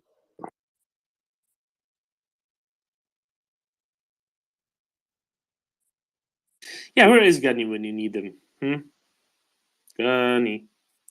Anyway, Axel, there's a request for us to speak of depleted uranium rounds. Now, I can start us off, and I'll say the following. Yes, it is actually true, even though all the accounts that came through were, utter and complete tankydom, and many Vatniks among them, which fine, but it just. I have to say, this is a complaint. Whatever their attitudes might be, and however morally misguided they are, they can still source their claims. This goes for everyone, whether I agree with you or not. Source your claims. When you say that someone in an official capacity has said something, source your claims, and no, RIA Novosti doesn't count. Because they sent me and my Croatian friend on a wild goose chase all over the internet to finally find the UK Parliament page with written questions and answers, where a written question from the House of Lords was answered by a junior minister in the Ministry of Defense with a one-line answer: yes, we have said depleted your actually three-line answer. Along our granting of a squadron of Challenger 2 main battle tanks to Ukraine, we will be providing ammunition, including armor-piercing rounds, which contain depleted uranium. Such rounds are highly effective in defeating modern tanks and armored vehicles. And that apparently blew up tanky Twitter, especially main battle tanky Twitter, which is appropriate for it shall soon be blowing up Russian main battle tanks. Now, what their claims are is that this is just unconscionable. How dare Britain, the Anglo-Saxons, supply Ukraine with such environmentally destructive things such as depleted uranium? When Axel, guess who's been using depleted uranium ammunition for the past 13 months in Ukraine? Well, let me think. Not the Ukrainians. No. What are the other ones called? The Russians, right? Those ones. Those they're also there, right? Okay. Yes, and also no one cares. It's a big old chimera that depleted uranium is some sort of a big problem just because it has the word uranium in it. Yes, it is likely radioactive. No, it's not actually radioactive. Not really. It's just alpha particles that are getting emitted. And if you have a skin, or I don't know, clothing, you're fine.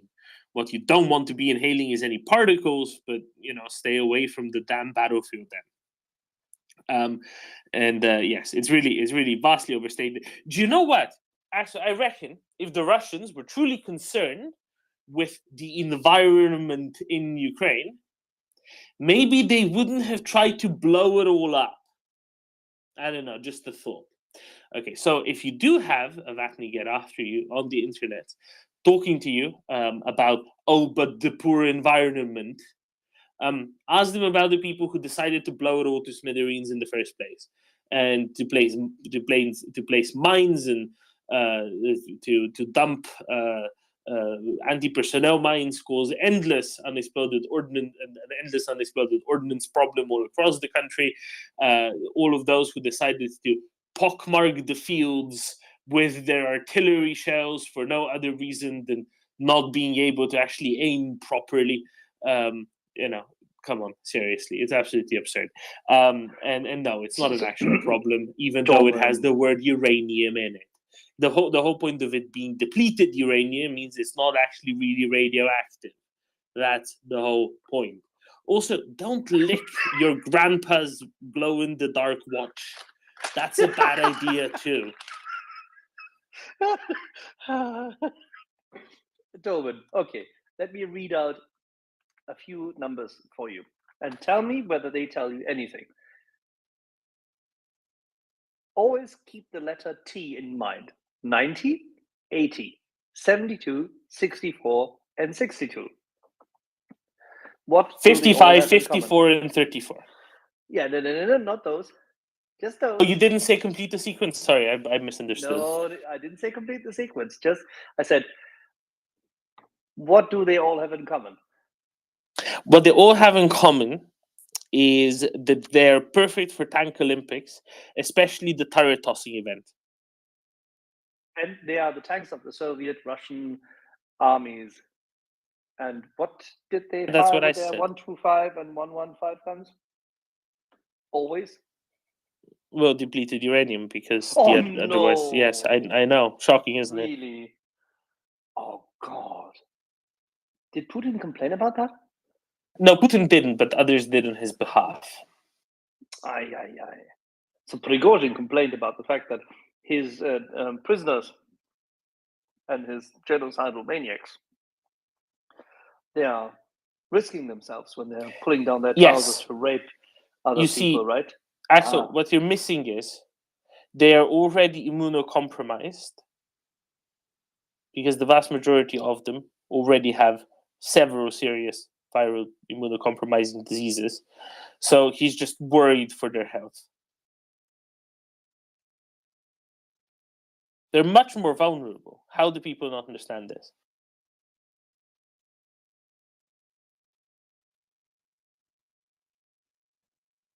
Okay. I'm just thinking about immunocompromised and some people catching fire in a tank. Yes, apparently they don't like that. They Yeah. can't resist that very well. Because that's, dear people, what this ammunition is for. It penetrates armor better.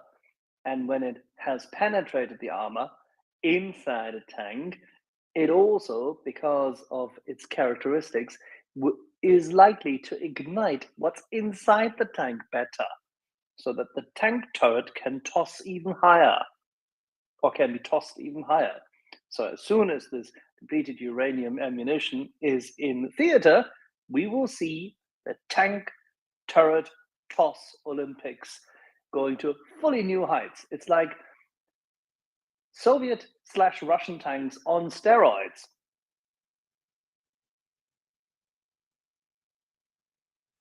So it shouldn't be called DU, it should be called doping, Thoman.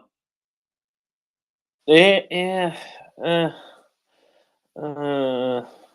I can't. I'm sorry. I can't use the word doping when what really matters is a crystal structure, because then it means a different thing. And no, just no. We're not doping the crystalline structure of depleted uranium further. The way it is just right.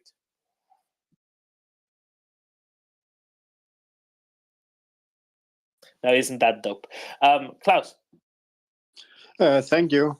You gave a very good explanation earlier after the space came up, how depleted uranium behaves when it's compressed or when it shreds. So that seems to be a killer feature, doesn't it? Thank you. Yeah, that's why it's so much better than tungsten. It's not just because tungsten, for some reason, is called tungsten instead of wolfram, and then no one in the Anglophone world knows where to put it on a periodic table, because why would something that starts with a T be under W? But of course, there are also people who don't understand, natrium or stibnum. Well, it doesn't really matter.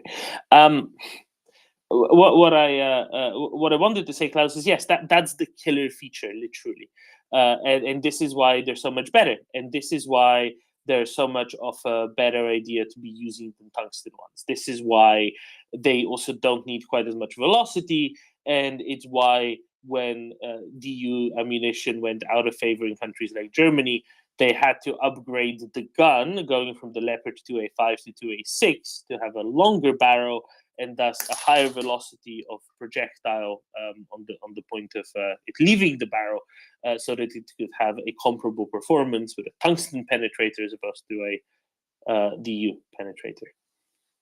Can depleted uranium be used to take X-ray images? No. You mean field Only hospital if X-rays facilitated by DU? No, it could be. It could be. I was just reminded, actually. Let me read this out. A listener notes, to be fair, if you accelerate depleted uranium rods to somewhere near the speed of light, it could trigger X-ray bursts in the atmosphere. So as long as the speed doesn't get quite up to that, when you have to start expressing it in fractions of c, you're probably fine. But good question.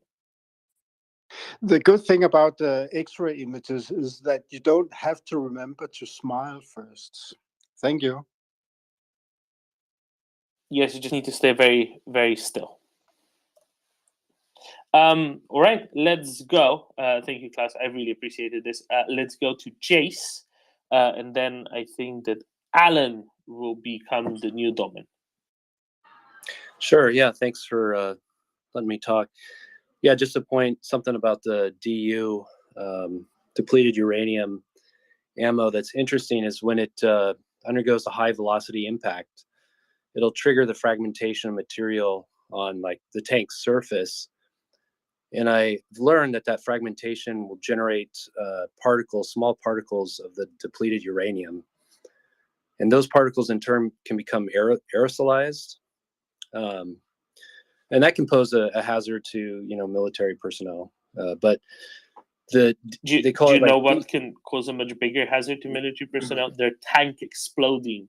Yeah, exactly.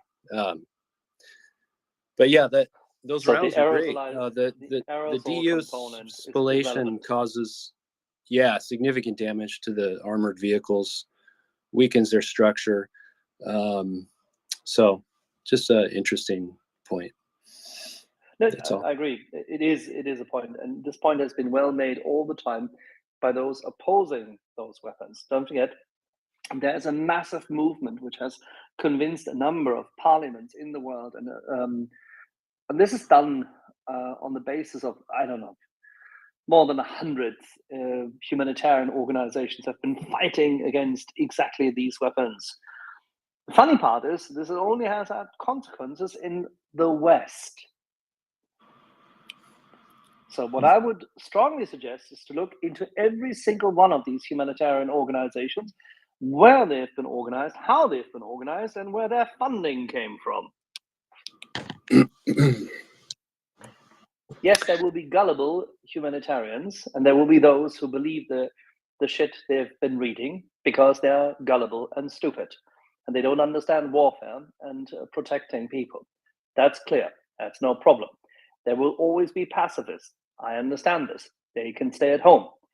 This is what we have had in the past.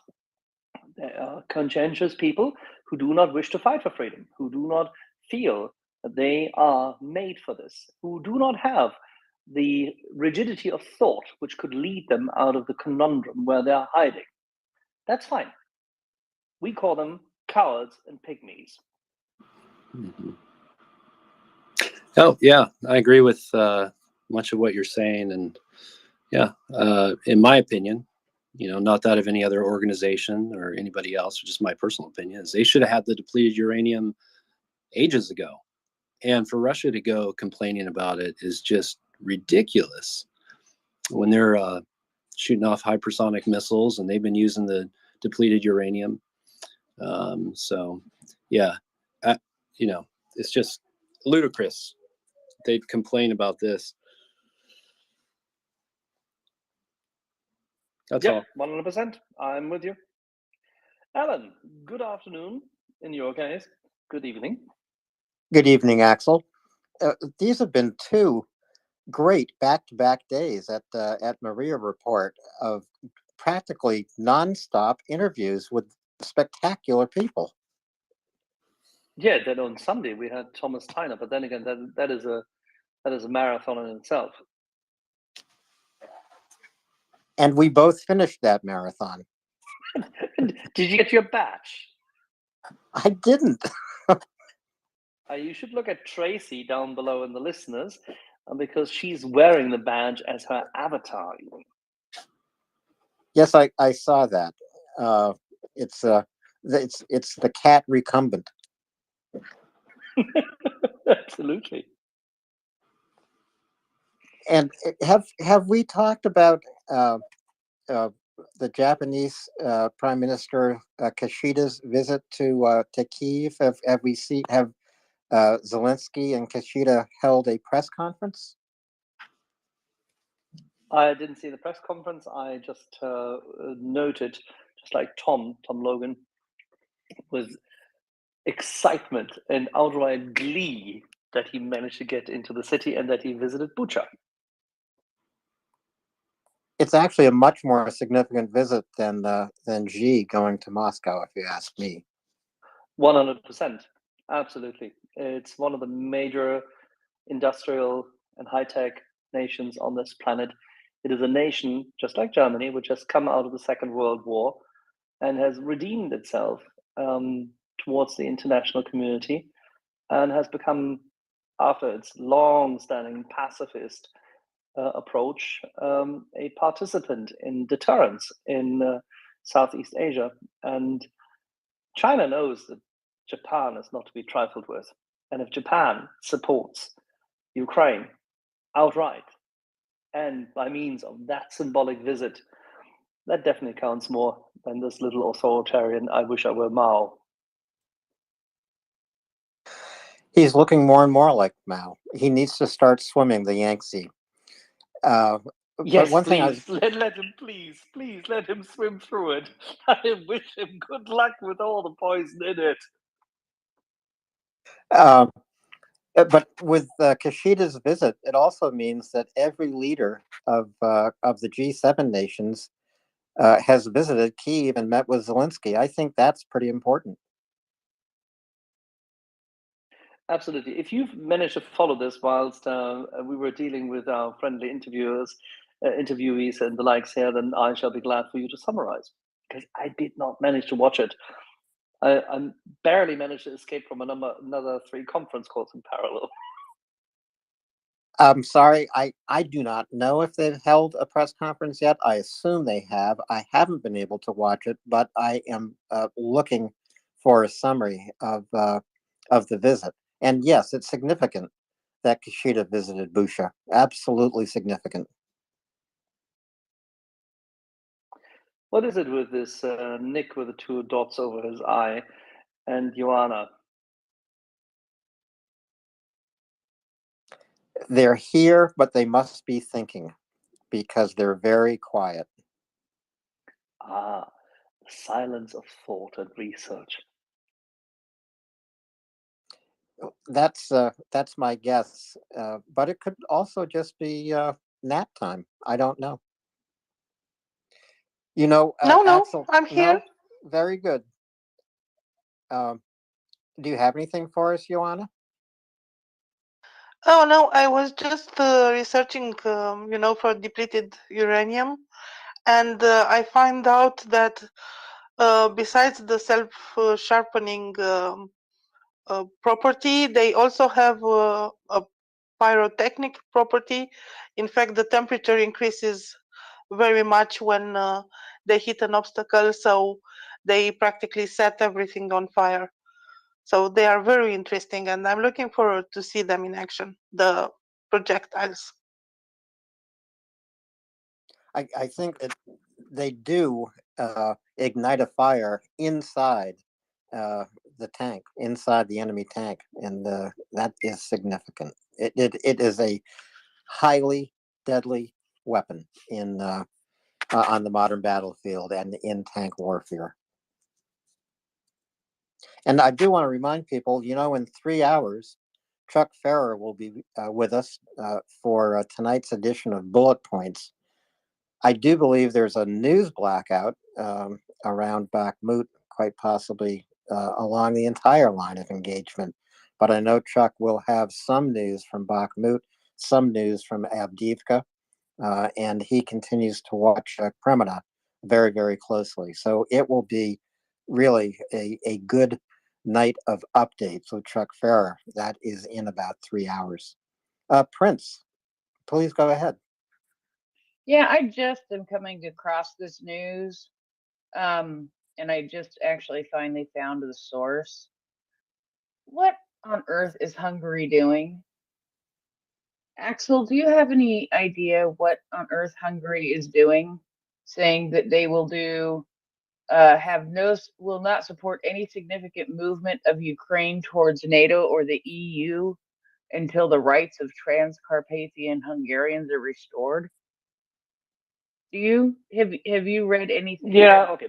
Yeah. Yeah. No. This has to do with. Okay. So,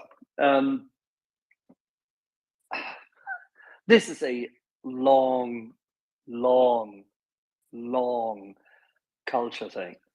I mean, and unfortunately, it also then engulfs the perception by parts of the nationalist both extremely patriotic but nationalist, and predominantly now in the past, I'd say about 20 years, 20 maybe 25 years, irredentist and growing irredentist movement of grumpy old men and women, because they're both of them. Trust me, they're equal opportunity offenders in that regard in Hungary, who still miss Greater Hungary. Well, you have to understand that Hungary, as part of the double empire, Austro-Hungary, has lost a significant part of the geographical area it controlled, which was full of minorities. And that area had grown because of the expansion the Habsburg Empire managed to engender and create by means of utilizing what was Hungary beforehand. And then the double monarchy is a creation of, born out of the weakness of Austria during the 19th century, not a strength of it. And the Hungarians took over a significant role because they always were part and parcel of the Austrian fighting force. And during the days of cavalry and artillery warfare, they mattered a great deal more than maybe they would do today. The Hungarians, from their perspective, in part of their elite, still have that memory of loss. Then, during the Second World War, they participate in their own, say, fascist movement throughout the 1930s. They participate in the World War II. They side with the fascists of Germany. And just like the Romanians, the Hungarians lose the war. The Romanians convert to the Soviet Empire quicker. And Hungary, even after World War II, is already reorganized by the Soviets in a completely different fashion than it had been before. There are many Hungarians and people of Hungarian descent and people who are what you would often mistakenly call ethnic Hungarian or ethnic something, ethnic, I don't know, ethnic Vogon, if you're into poetry. There are many people of Hungarian descent who live in the Carpathian mountain area. So if you go to Uzhgorod, where a friend of mine, Alex, is from, and he is evidently as Ukrainian as it goes, but he speaks, of course, also Hungarian, because people in Uzhgorod can bridge the gap. And because the minorities, or actually in this area, there was for a long time, a Hungarian language majority. People speak both languages. You wouldn't believe, they often even speak Slovak because it's very close by. Some of them speak Polish. And then you go to Ivano-Frankivsk and everything changes on a dime yet again. The Hungarians, since many years, are quite cross with how Ukraine, both under the previous administrations and the starts in the days of Kuchma, so right after, in the 1990s already, and it continues throughout, how the Ukrainians dealt with Hungarian language questions. From time to time, the climate improved, and then it receded. Even the Romanians have issues with how Ukraine of today, meaning let's say 2 years ago, with its own language and minority laws, actually deals with its minorities. There's a reason for how this has developed. It's not perfect, and Ukraine, by the way, will have to accommodate its language and cultural and ethnic minorities in a different way when it wants to join the EU, which it evidently will do. So what Mr. Orban puts on the table now is that he is against everything because that is his own domestic political topic. This is what he's really into. He likes to rile up his domestic base. and his domestic base feels that Ukraine has constantly mistreated the Hungarians in Carpathia. That's not true. It just is not true. The Hungarians have not been persecuted, which, by the way, is not something you can't say for minorities who were under Hungarian rule in the 1930s or in the centuries beforehand, because the Hungarians did not necessarily always treat everybody perfectly. But then again, at that point in time, for example, areas such as what is today in Romania, Cluj-Napoca, were called what? Klausenburg, because it was Austro-German and Hungarians, a lot of them. You can go through the whole region over hundreds and hundreds of years, and you'll find what we would call in German ein Flickenteppich, meaning patchwork. A patchwork of nationalities, ethnic groupings around villages, around rivers, around hamlets, cities, manors, and the likes. This doesn't go away. And then actually, we found a way to solve these issues because they do exist between Germany and today's France just as well, because a lot of areas where Germans had settled for a good 1,000 years are currently in France. Some of them are in Belgium. And people believe that they would want to fight about it, which is why wars could be so easily fueled with fervor. It makes no sense. We have a better solution. It is called the European Union. And in the European Union, we can provide for protection of cultural minorities. We can allow for schools to educate people and kindergartens and communities which can promulgate their languages, which can propose and to promote the languages and keep them alive and keep the cultural heritage of a mixed region alive without the fear of this all going up in flames, without the fear of having, let's say, massive attacks on both sides. There are issues which the Ukrainians, with their respective laws, will have to change and will have to adapt to. And I'm sure they will be able to do so. There's no question about it. But there is no persecution, because Mr. Orban likes to elevate things and dial the dial up to 11. That's what he does. And Joanna knows what I mean, because in Romania, there are parties who are also dialing the topping up to 11, despite the fact that it can be dealt with in a more educated way. Joanna? Yeah, so I just wanted to add this, that in the northwestern Romania and in southwestern Ukraine, there is a mix of ethnicities, and it's always have been like this, and we are used to this. There are German ethnic people, there are Magyars or Hungarian ethnic people, there are Ukrainians in Romania and Romanians in Ukraine. So there is this mix, and the issue must be solved. What I wanted to say is that during Soviet times, Ukrainian language was actually oppressed, and now that Ukraine gained some liberty in the last years, of course they want to turn towards their identity and to protect the Ukrainian language. And maybe they are a little bit reluctant to give all the rights that European Union asks for minorities. And this is kind of a new thing for the last maybe 2 decades.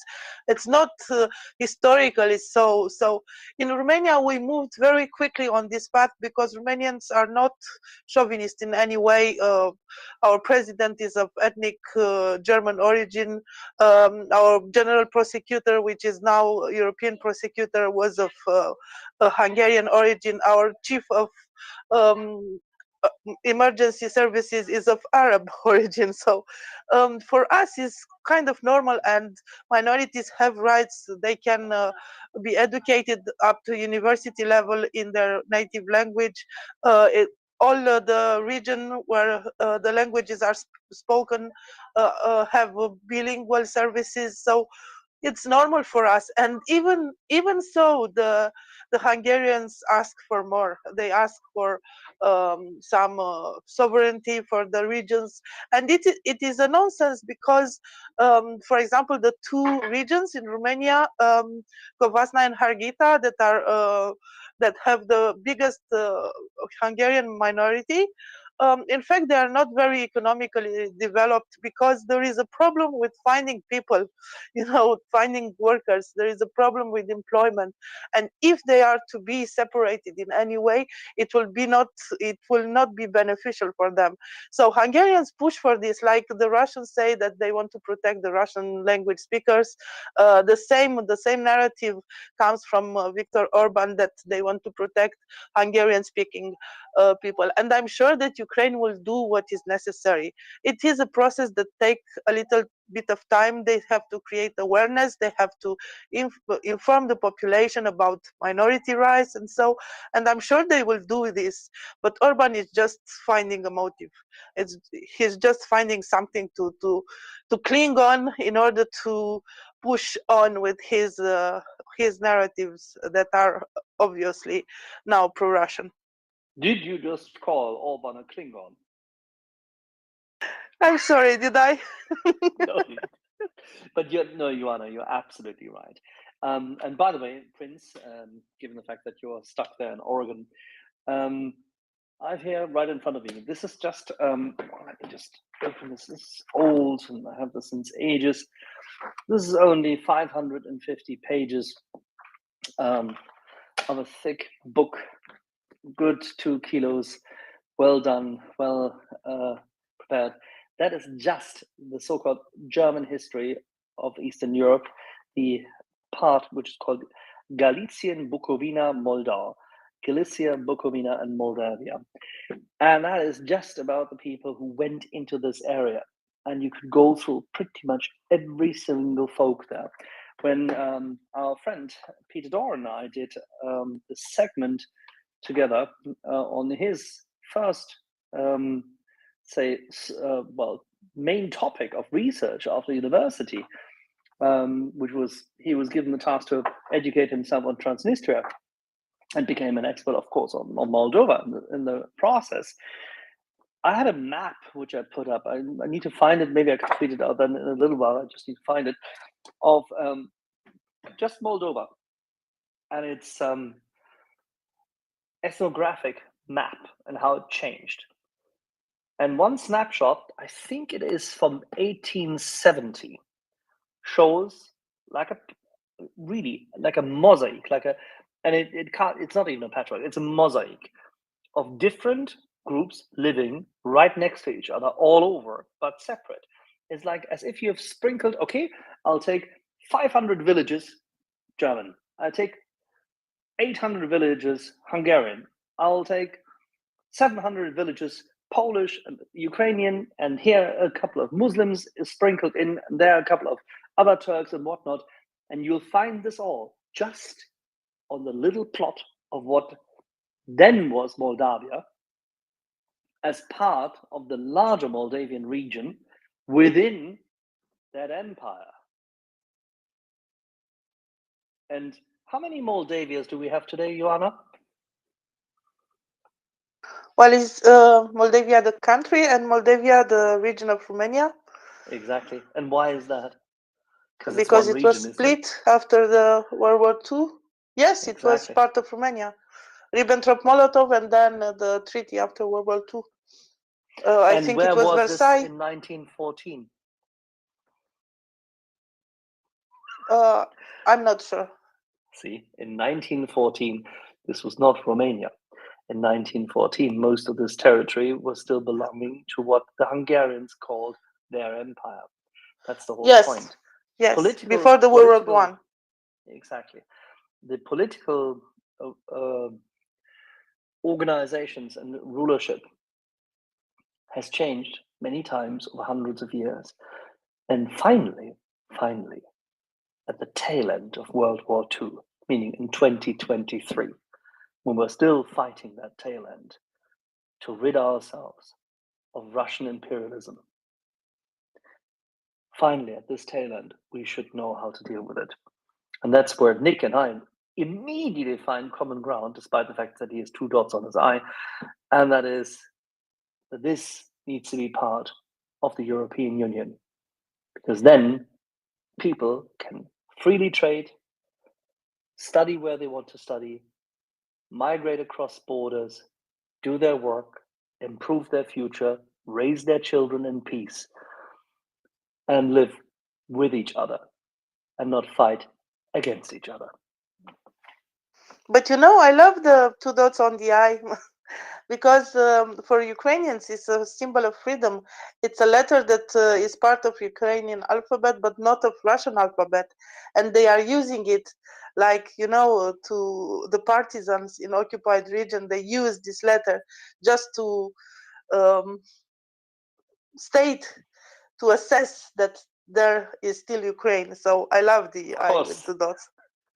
I agree. I absolutely agree on the context and the likes. But then again, our friend Nick Brown, despite the fact that he now also has an Irish honorary passport, which allows him to travel easily within Schengen, I think he is still very English.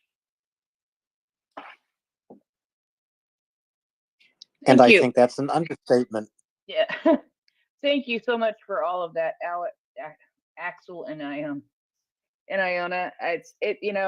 I know that happened a whole lot, but I didn't even think that may be, what's all behind what I was just seeing as far as the statements coming out of Hungary about that. It didn't even click that I mean, anyway, regardless, I know that kind of thing has happened. I have friends from Yugoslavia who are Hungarian. So, I know that kind of thing. Yeah, because Yugoslavia does not exist. Well, it was Yugoslavia then. I know it. No, only for a little while under the authoritarian rule of a Soviet-imposed Tito. Yes. It's an entity which did not exist prior to it artificially being created. Yes. I'm not disagreeing with that at all. I'm just saying that it was they were people who ended up on a different side of a country border at one point, and they were Hungarian, but in another country. So I totally get what you're saying, and it makes complete sense now why Hungary is doing all of this, and yeah, it'll all work out fine, I'm sure. It's just a bunch of Orban being Orban. So thank you so much for all that. Thank you, Axel. And Axel and Joanna, how do you move Orban off the dime? Oh, that is simple. The reintegration into the food chain happens over time quite naturally. So, in other words, the EU restores payments to Hungary that it has withheld, and there are some trade deals that get cut with Hungary or something. No, the pay needs to increase first. I think this is not a good strategy, but I have nothing to propose in as alternative. The carrot and stick strategy never works really well. So I think they should stick to the stick with Orban and not give him money. I think if they give something now, he will do it again and again. As Putin does it, he will do this again. They have the same mentality. So I don't know what is the solution, but a solution must be found. And I think the founding